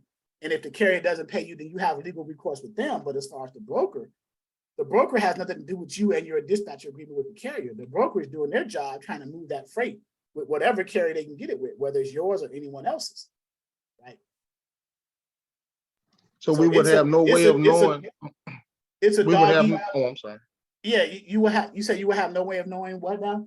We would have no way of knowing that the carrier took on that load with the broker at all. If they do. If they do, you may have a hint of it. Like if you're calling the broker, and here's the way you might know. You might know. Most cases you don't, but you might know in this case. You calling a broker on a load that you're trying to book for the carrier. Broker says, "Oh, it's covered." Right? What's your first? You'll get your MCU, and you say, "Oh, that load's covered. Thank you. We covered the load." Right? And you already seen the load. It's picking up. Let's say for this example, it's picking up in wherever it's picking up from, and it's going to wherever it's going to, Madison, Wisconsin, or it's picking up from Dubuque, Iowa, going to Washington State. Right? You know that. You call your carrier back and say, "Hey, man, the broker said that load is covered. Let me try to find you something else." And then about 30 minutes later, the carrier call you, say, "Hey, okay, I'm good, man. For now, I found the load." Okay, so I'm a dispatcher. I'll say, "Okay, well, where's that load delivering to so I can try to find you something out of that? So by the time you get there, I have your next load coming out." "Oh, it's going up to Washington State." "Oh, really?" It's going to the same place that I just tried to book a load for. You going to that same place with this other broker. "Oh, who was the broker on that load?" "Oh, Pinnacle." Interesting. You see what I'm saying? So those are kind of ways to kind of find out, right? That the carrier went around you with that same broker. It started with the broker. The broker went around you and called the carrier. Now, if the carrier entertained that, knowing that the dispatcher was trying to book the load, he didn't know that he was trying to book the same load, but he knew the dispatcher was trying to book a load for him. Why didn't he tell that broker who just went around you, "Hey, call my dispatcher. Book it through my dispatcher. Don't call me. Stop bugging. I'm trying to drive. Call my dispatcher. That's why I have a dispatcher for." But instead, he or she entertained it. Fired. Somebody just said it. Busted. Fired. Goodbye. I don't have time for dishonesty, right? I'm trying to make an honest living in a dishonest field. So there's your challenge right there. You're trying to do an honest living in a dishonest field, in a volatile industry. Good luck, right? So, but once a carrier sees that you're a straight shooter, they'll be a straight shooter, right? Once a carrier sees that you find them good loads, they'll work with you because you're keeping their wheels running. You're grossing for them 8 to 10,000 a week. Why would they mess that up by not paying you? Why would I, as a carrier, mess that relationship up 8 to 10,000 a week by not paying you for a load? Right? So, straight runner logistics, you have your hand raised. Yeah, I was gonna ask you on that same part, because I had a broker that stated that it wasn't the insurance wasn't an A or something like that, and they didn't want to book with that carrier. What are the signs that we know for sure that that carrier is 100% credible to different? So was the carrier's insurance wasn't an A, or was the broker? So who was saying whom didn't have good credit or good insurance rating? The broker was saying that my driver didn't have a good insurance record or a good track. Okay, so they must have looked them up in some type of system like Safer, or checked their CSA scores and seen that they had something on their insurance that drew some kind of red flag with them. They say they can't afford to work with them because they are a risk according to the requirements of their customer. Brokers have customers, they're called shippers. Brokers get their loads from the shippers, and shippers have certain requirements if they're going to work with brokers. Namely good carriers to pick up these loads and deliver them on time. And then other qualifiers, right? So if there's any red flags, CSA scores, compliance, accountability, and safety, if there's some red flags, then there you go. But Jennifer just made a good point. Prior to you calling the broker and prior to you getting that carrier, getting set up with them, you check them out. Check them out on Safer and make sure, because then you're not wasting your time when you call the broker, because the brokers are going to check. But if you check prior to calling the brokers, you make your job easier because you've already done your homework and they're already a good carrier. So when the broker does check, they already see that they're good. So that process will be out the way.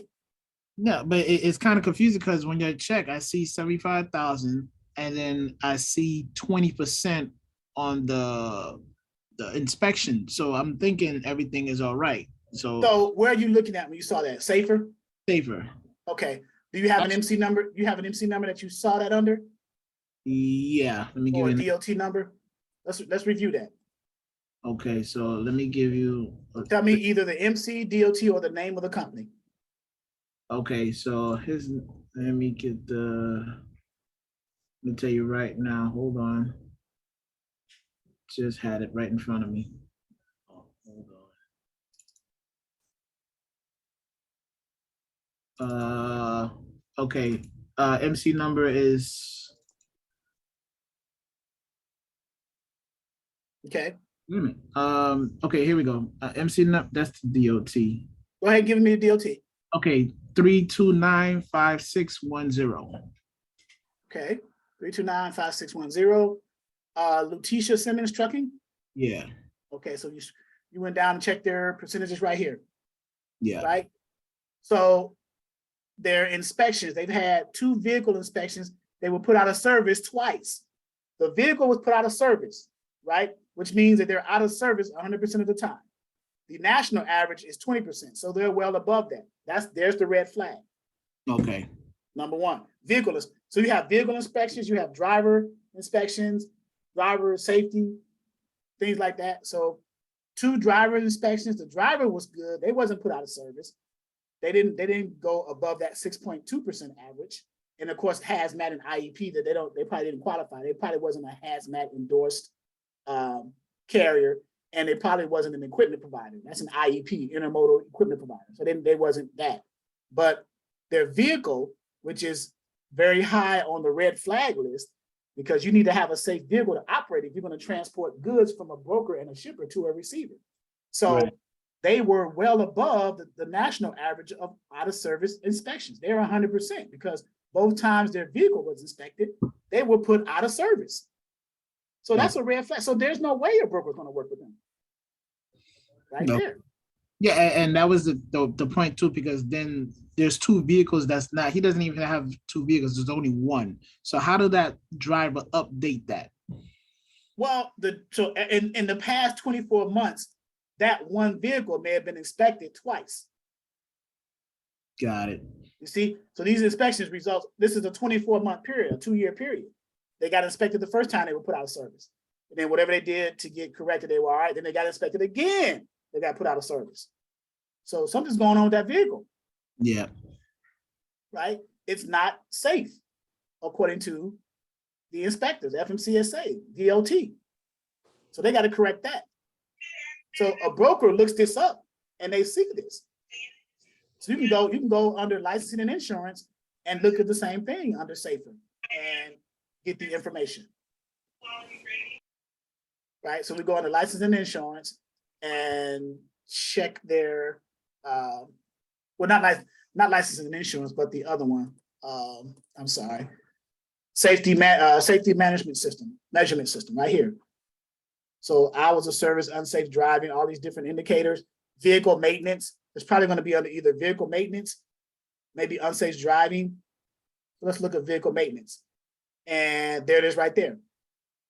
Number of vehicles, 1. Number of drivers, 1. Number of inspections, 2. So the same thing that was on SAFER, right? Right. And it says it right here. Out of service, 100%. But the national average is 21.4. It was 21.6 on the first part of SAFER, but it's around the same thing, right? So there you go. That makes sense now. Okay. Right.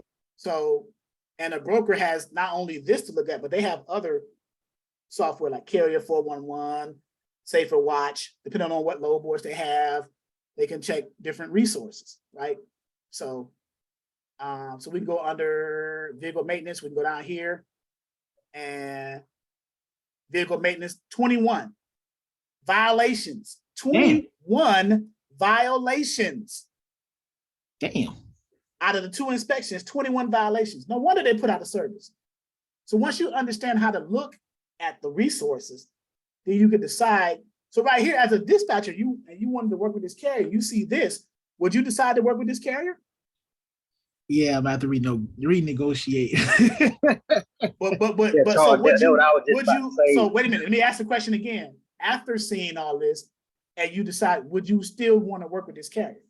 I mean, if I'm learning, I like. I would say no. Why? You're not going to make money because the broker's not going to. You can't book a load with them because no broker's going to work with them. So how would you make money? So I would say no. Yeah. If they got all these violations, what broker in their right mind would put their customers' freight on the trailer of this owner-operator's truck? True. What broker in their right mind? So why would a dispatcher put themselves in a situation to be a part of that? No, I'm trying to help you. It makes a lot. Let me tell you, Pepsi just said no. I'm sorry. Right, because and they didn't even have to. So if they say no like that, they don't even have to explain to you. So you know that they must have seen something that was like, nah, I can't even. Nah, you can cancel Christmas on that one. So yeah. So they got all these violations. Charles? Yes. I'm so sorry. Just my question was, I really don't know how far you were going to go into the day of the dispatcher, but I was really excited when you said that title. Were you going to go into so we already did the trend lines and then you find the broker, then do you find a score, then do you map the miles and see how many hours he has, and then backhaul and then tracking I was really excited. So we may have to do a continuation of this because we're at the point now where we've already done the call the broker. We did our rate. We've gotten as far as look them up on the load board, call the broker, put our rate on top of that, and we just got veered a little bit because we were looking at a safety score of a particular driver. But we've looked them up on the load board, called the broker, put our rate on top of that, negotiated I think with 5,800. So continuing on in the day of a life of a dispatcher, you've called the broker. You got your rate, which includes your percentage. I think Josie had 7%, we decided. On that one load that we had, 5,200 at 7%, we negotiated up to 5,800. Let's say the broker agreed to that. They asked you for the MC number. You gave the broker the MC number of your carrier.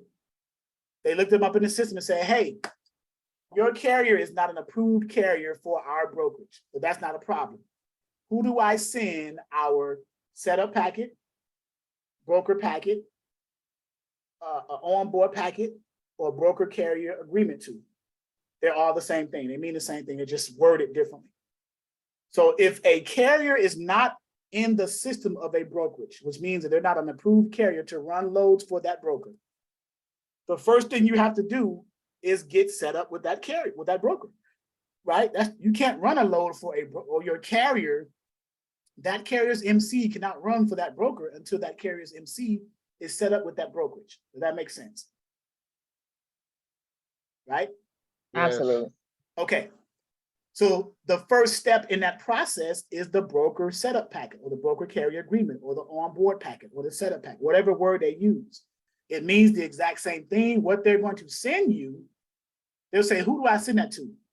They'll either send you a link to their onboarding software, My Carrier Packets, or RMIS, which is Registered Monitoring Insurance System or Service.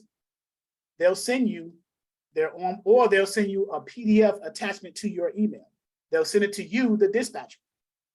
Who do I send that to? Well, send it to me. Send it to twilliamsdispatching@gmail.com or whatever you call yourself, right? And they're going to send you this right here, the first in the two-step process of booking a load for a carrier if your carrier is not already approved with that brokerage. If your carrier is already approved for that brokerage, then there's only one step, which is the rate confirmation, because you've already done the first step, which is the broker carrier agreement, the setup packet. But let's assume that your carrier is not, the worst case scenario, not necessarily worse, but the worst of the two, okay?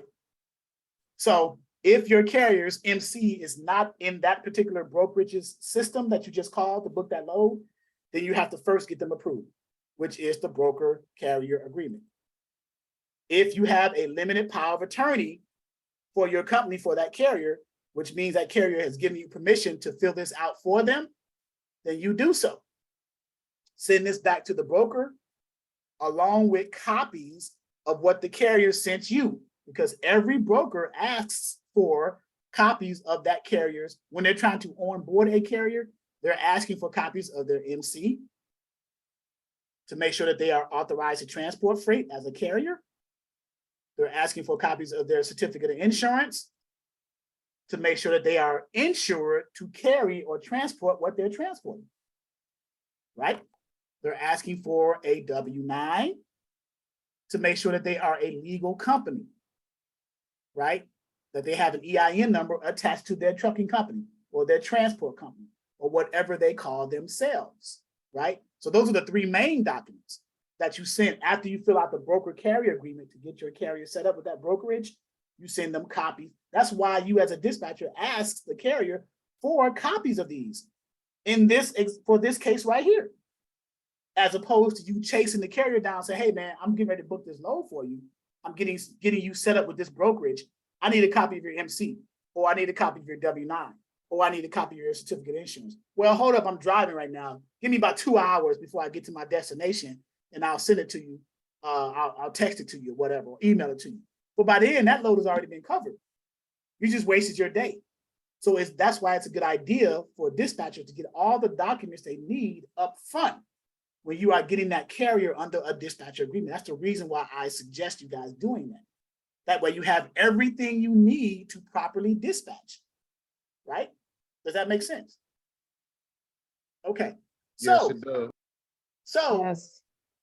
And then the fourth document, which is optional, if your carrier is working with a factoring company, then of course you send a copy of that blank that you've gotten from your carrier credit application, so that the broker knows what this is. They do it all the time. They fill it out and send that back to the factoring company so that they can run a credit check on the broker to see if the broker is favorable for factoring.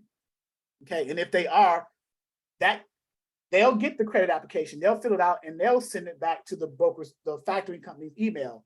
And then the factoring company will vet that broker based off of that credit app. And if it comes back favorable for the broker, the factoring company will shoot over the notice of assignment to the broker. You're out of that equation at that point. Okay, because now it's between the factoring company and the broker. Once you send that credit application with all the other documents, the broker fills it out and sends it back directly to the factoring company. In most cases, sometimes they'll send it to you and then you send it to the factoring company. But if on the bottom of the credit application, there's an email address or a fax number on there, then it just makes sense for the broker to just send it directly to them. Why go through you when they can just send it back to them? And the same thing when the factoring company gets it and they run it and it comes back favorable, they'll shoot the notice of assignment directly to the broker, right? So you're out of that equation. So that just makes your process a little bit easier. So now you're going through all of that process. You send all the paperwork in, you filled out the broker carrier agreement on that load, and you send all the supporting documents in. Broker receives it, processes all that through their TMS. This is about a 5-10 minute process, 25 at the most. Process it through their TMS systems, run it by their compliance team to make sure that your carrier is good. They'll get back on the phone and say, hey, your carrier is good. They are approved for our brokerage. Now let's discuss the rate. Well, let me send you a rate confirmation of what we agreed to, that 5,800, right? Sign that and send it back, and your carrier is officially booked this load. So they'll shoot a rate confirmation. This is the last step in the process of booking the load. They'll shoot the rate confirmation to you. This is the blank one. It'll be filled out already with all the necessary information, the phone numbers, the miles, the weight, the commodity. The commodity is what's being hauled, what's in that trailer, what's going to be hauled, the goods, whatever, chickens, beverages, whatever you're picking up or your carrier is picking up, right? How many miles is going? What's the weight of it? What's the phone number? What's the load number? So when the carrier gets to a shipper, they get to the security gate of the shipper to be loaded. They'll tell the security guy, hey, I'm here to pick up load ABC 123. Okay, let me call up to the office. They'll call up to the logistics manager. Hey, I got a truck out here, ABC Logistics coming out here to pick up. It's load number ABC 123. Yeah, I'm expecting them. Send them to door number 3. Click. They'll tell you, okay, go to door number 3, and then go through that process, right? But all the details of the load will be on the rate confirmation. The only thing you as a dispatcher will do is confirm everything is correct, particularly the line haul rate or what's being paid, or what you and the broker had agreed to, before you sign and print your carrier's name, not yours, and their title, which is always, always, always owner, and then their phone number first, / your phone number as an alternate. That's what I recommend. You can do however you want, but that's how I recommend. Okay, it's worked very effectively for most of the dispatchers that I have been training. If it's not broke, don't fix it, right? So that's the process. So once the rate confirmation is signed and sent back to the broker, that load is officially booked. Now, of course, the carrier is going to get a copy of it. You as a dispatcher has a copy of it. So everybody knows where the carrier is picking that load up from. And then you go on to the next one, and the next one, and the next one, the process, right? When your carrier picks up the load, you should be working on, if you haven't already at least started to search for, a load coming out of where they're going to be delivering to on that specific day, or maybe the next day, depending on the time of day that they deliver, right? So you got a load that picks up today, Saturday, it delivers Tuesday. You should be looking for a load, depending on the time to deliver. If they deliver early Tuesday morning, you have a chance to maybe get a load same day in the afternoon. If they deliver more towards the middle morning, early afternoon, chances are you may have to try to find them something early morning the next day, like Wednesday, coming out of there, going somewhere else. It's called a backhaul or a reload, okay? And then you do that process over and over and over again, right? Sending them into and out of areas that have high frequency and high volumes of inbound and outbound freight. You increase your likelihood of finding them loads if you send them to areas where loads are prevalent. Does that make sense? Right? I have a question. Yes. Please, how do we factor in their sleepers? Is it our responsibility or the driver's responsibility to indicate that it's time for their sleepers? For their sleepers.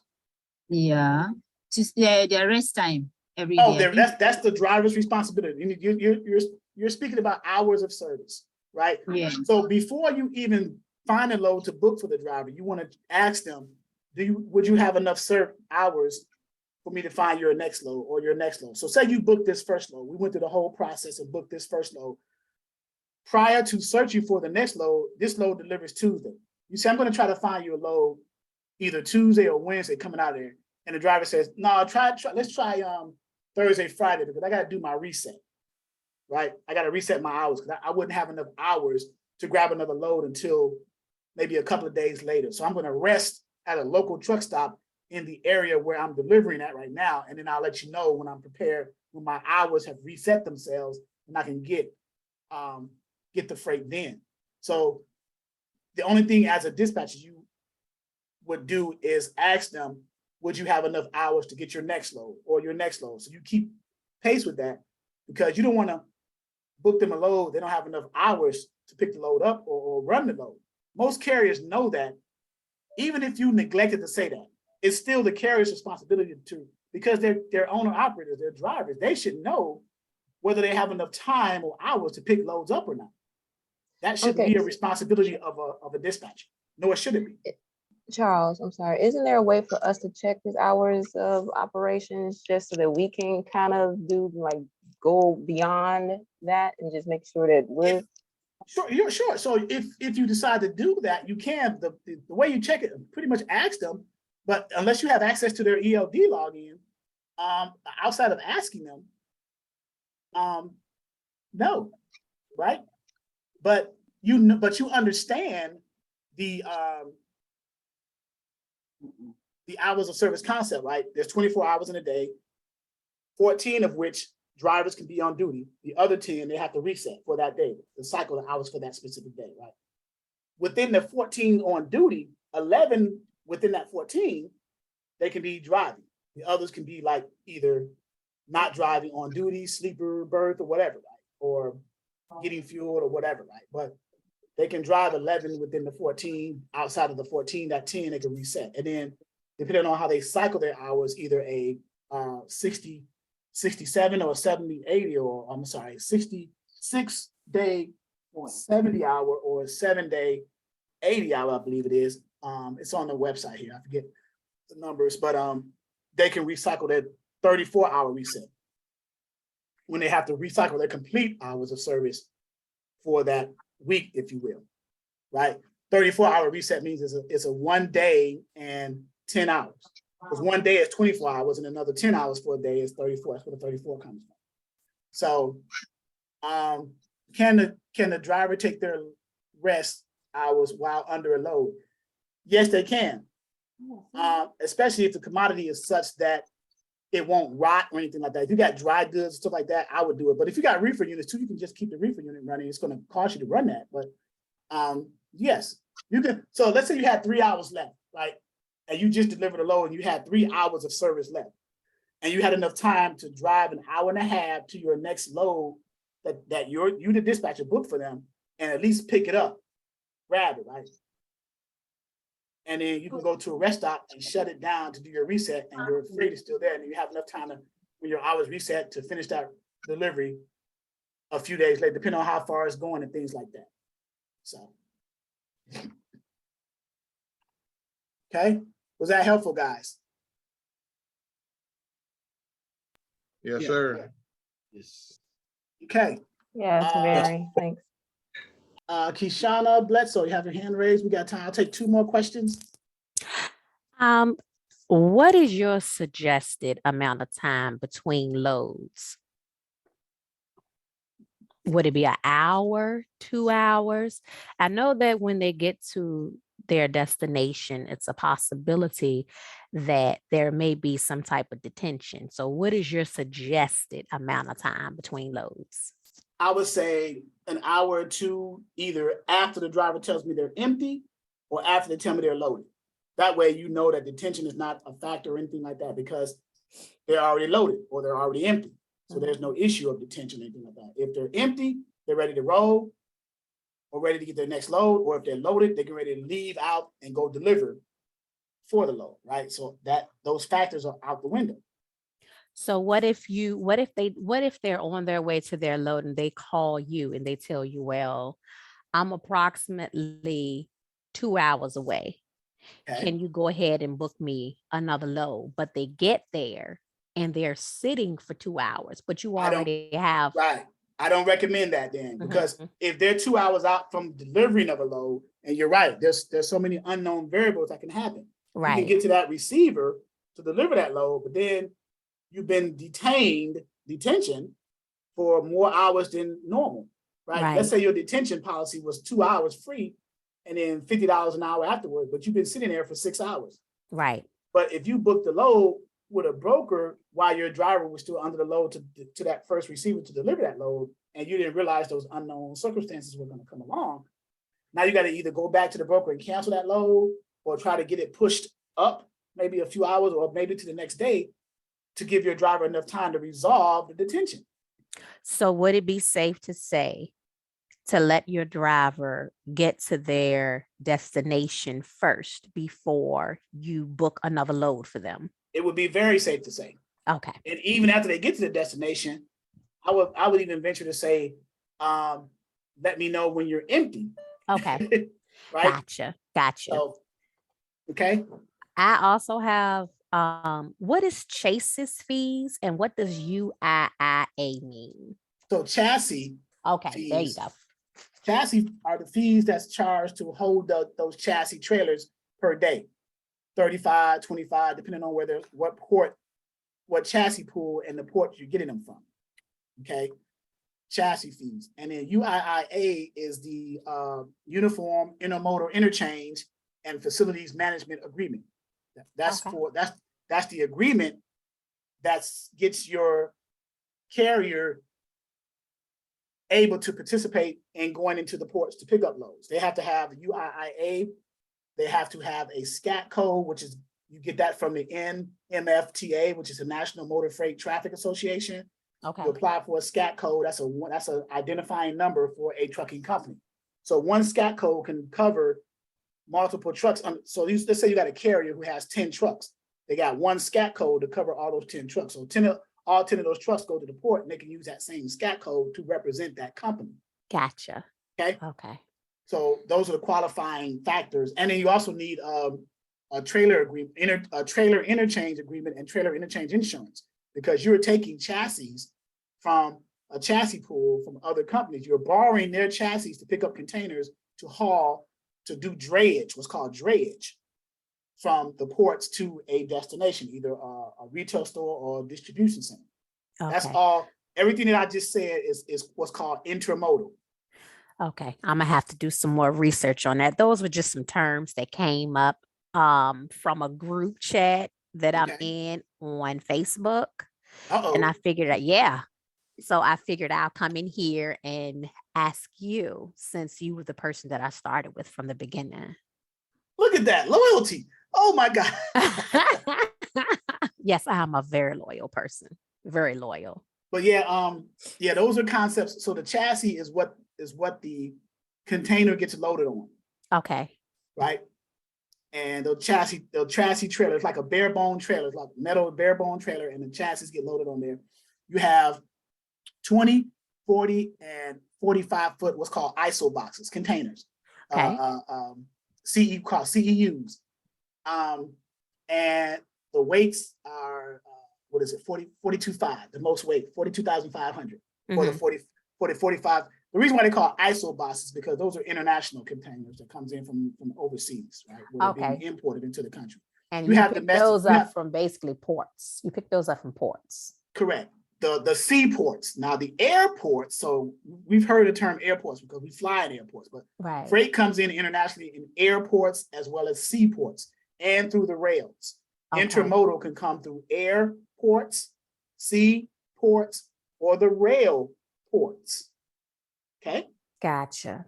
So, I'm going to have to educate myself a little more on that in the event that I have a carrier with a TWIC card, because I do know what the word TWIC means. Transportation Worker Identification Card. Right. That allows them access along with their driver's license and the paperwork with the container number and the shipping line that they're picking that container up from in their possession when they go to the security gate to do what's called in-gating. Right. They in-gate at the security gate and they check all those credentials. and they'll scan everything to get it in. If there's a red flag or anything, then they'll give you what's called a trouble ticket, or they'll turn you around, right? So these are things, yeah, you're probably right. You might have to go back and I could be here all day talking about intermodal. Right. So would that be for power only? Yes. So power only units, power onlys are just the tractors without the trailers. They can do intermodal, power only units can do intermodal work, dropping hooks, tollways, and loadouts, right? But intermodal is one of the things that power only units can be used for. And for those of you who don't know what the power units are, show you what that looks like in our back office. That is a power only unit. It is the power unit only. That's where the name comes from, power only. It's a tractor, trailer, or a power unit. It does not have a trailer, right? Pop quiz, if this power unit is driving by itself, what is it doing? So if you got into your bobtailing, that's correct. You're bobtailing. You have nothing on your that. So bobtailing, that's correct. You guys are, somebody must teach you guys good. Whoever that instructor is, he's a good person. I don't know what's going on. Mr. Charles Mundy. But it's good to know I just want to give you the basics and you establish the foundation. Once you get the foundation, you can choose whatever fork in the road you want to go, because you'll have the basics on any aspect of anything, right? You can go whichever direction, right? And you can talk to anybody, and they can throw terms at you. You're like, I know what that means. You're trying to be slick. You can't fool me. I know what this means, or I know what that means, right? So they can try. Good luck. But so There's a question from Elizabeth. Can you answer that, please? what is that now? A question from Elizabeth about calling broker each time you want to book a load. Is it true you have to reach out to the factory company before trying to book each load to see if they agree to pay the invoice from the broker, if that makes sense? No, it's true that you send the credit app to the factory company, and if the credit app comes back favorable for the broker, then the factory company is going to go ahead and agree to pay those invoices that gets turned in because their credit came back favorable. They're factorable. That's what once a notice of assignment is sent from a factoring company, either to a client, carrier, or a broker. So the clients of factoring companies are either the carriers or the brokers. In either case, if a factoring company shoots a notice of assignment to one of those clients, that means that they've been approved already. So they're good, okay? But it's not until that credit application comes back favorable that they're willing to factor the specific load. They won't factor a load if a credit app comes back showing that the broker has a history of not paying, things like that, all these different red flags. That's where that concept comes in. But other than that, if a factoring company is sent, if a notice of assignment is sent, then you're pretty much on the good terms with the factoring company, because it's gotten to a point. If they send a notice of assignment out, that means that they're good. If they don't send one out, then you got something to worry about, because that credit application came back non-favorable, okay? All right, guys, it is, that's per broker or per carrier. Depends on who the client of the, Nicole, who the client of the factory company is. But in this case, with us dispatchers, then it's per broker, yes. Yes, ma'am. All right. Thank you guys again for your attendance. We've been here a couple of hours now, 2 hours and 3 minutes. As always, thank you for your attendance. Thank you for allowing me to share your time with you. That's what I always say, because you guys had other things you could have been doing, and you allowed me to come into your space and share your time with you. And you allowed me to share what I know with you so that you can learn and grow from there. So I appreciate that. As always, I thank you. Appreciate it. Thank you for being good students and willing participants and learners and ready to grow. So appreciate you for that. As well as my wife, she appreciates you too. So our next because this was our 4th week in August, so we're moving on to our next month for the Zoom trainings. September is every 2nd and 4th week, right? So just follow the calendar. Go to the Zoom page at the top, Zoom training schedule under Dispatcher 101, right? You can either scroll down to the calendar or you can go to the Zoom calendar, and it scrolls down for each month. We're in September now, right? Under Dispatcher, so it'll be, oddly enough, September 11th. Oh, that should be easy to remember. It'll be Sunday, September 11th, which will be officially the 2nd week in September. 2nd and then the 4th, 3 days in that 2nd week, and then 3 days or 2 days in the 4th week, because that Saturday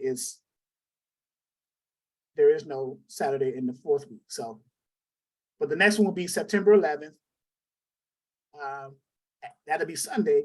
All trainings on Sundays are the same time, 11 Eastern Standard Time, 11 a.m. Eastern Standard Time. All trainings on Wednesdays are always the same time, 6 p.m. Eastern Standard Time. And all trainings on Saturdays will be the same time, 12 noon Eastern Standard Time. They're always Eastern Standard Time because I'm in Virginia Beach. And it says it right here. So, okay. So, and this recording will be uploaded shortly. Josie, unmute yourself. You have a question? Go ahead. Okay, question. And Yes. I know we're talking about the schedule, but okay. Can this job actually, can everything be done within like a 2 weeks time frame? Because I'm at a dilemma. Okay, I know it can't be done part-time and I have a full-time job. So I'm trying to step out on faith without a safety net, with Jesus being the safety net. Uh-oh. Get this done and, get all of my documents done and then get done in 2 weeks. Fine. I just need I need two carriers within a week and then get paid. Because I don't know. I would say it can, but you got to push it. You got to work 2 weeks. You got to push it. You got to. Now have I had carriers do it? I had one carrier do it in 2 weeks actually. I think that was Joseph Thompson, either Joseph or James Pierre. One of those guys. He got a carrier in 2 weeks and he would start booking loads. He didn't get invoiced until the 3rd week, so he was past that point. But to be fair, I would say a good month. A month, okay. Right, 2 weeks. You're gonna pull your hair out, and you got some beautiful hair. So I don't want you to do that. But yeah. Okay. I would say a good month. But even in a month, you gotta do it. You gotta put that work in. Just like with any business, when you start any new company, whether it's dispatching on any new company, there is a process that you have to go through at the beginning stages of any new company. That's the toughest challenge at the onset. Once you get past that one hurdle, it's smooth sailing. Okay. Your hurdle in this industry as a dispatcher is getting that carrier. Once you get that carrier, especially one of the 3 major equipment type carriers, then it's smooth sailing. The next part is kind of easy, finding loads for them and following our processes. Get the carrier. Speaking of which, I got a carrier who texted me, but he's a box truck, so I don't even want to give. He was begging me to get him a dispatcher, but he's a box truck though. I don't want to give you guys a box truck. I don't want to set you up. I don't want to set you up for failure, but I don't want to give you a specialty equipment type. I don't want to give you a specialty equipment type, and then you having trouble finding loads for them. So somebody said, please give them to me. If you want, okay, Vera, send me an email saying that. So send me the email, Vera. Send me an email saying, Charles, you said you'll give me the box truck. I'll give them to you. Don't say I didn't warn you. But I know what you're saying, though. You want to carry, you want to go through that experience, at least trying to do it. I get it. So send me the and Vera, I think you're in Naptown, right? Indianapolis. So yeah. Okay. So, but Josie, to answer your question, yes, a month. Get the carrier first. Go through the techniques, either visiting truck stops, cold calls, social media, text campaigns, emails, whatever way you get a carrier. Talk to somebody you might know who know a truck driver carrier who needs help dispatching. Whatever you do, one or all of those methods. The more methods you do, the greater the chance or probability you have of getting a carrier. Don't limit yourself to one method. Okay. Because if you fail at that one method, then you become discouraged because you haven't utilized the other methods, right? Okay. But go in. If this is something that you really want, then go get it. Right? And that's with anything. That's with life. Okay. Right? Go get it. So, all right. Thank you. All right, thank you. Okay, guys, I will see you guys. This will be in the portal shortly, either later on today or tomorrow. You guys have a great weekend. Okay. My wife says hi. So, and I'll see you later. Thank you again.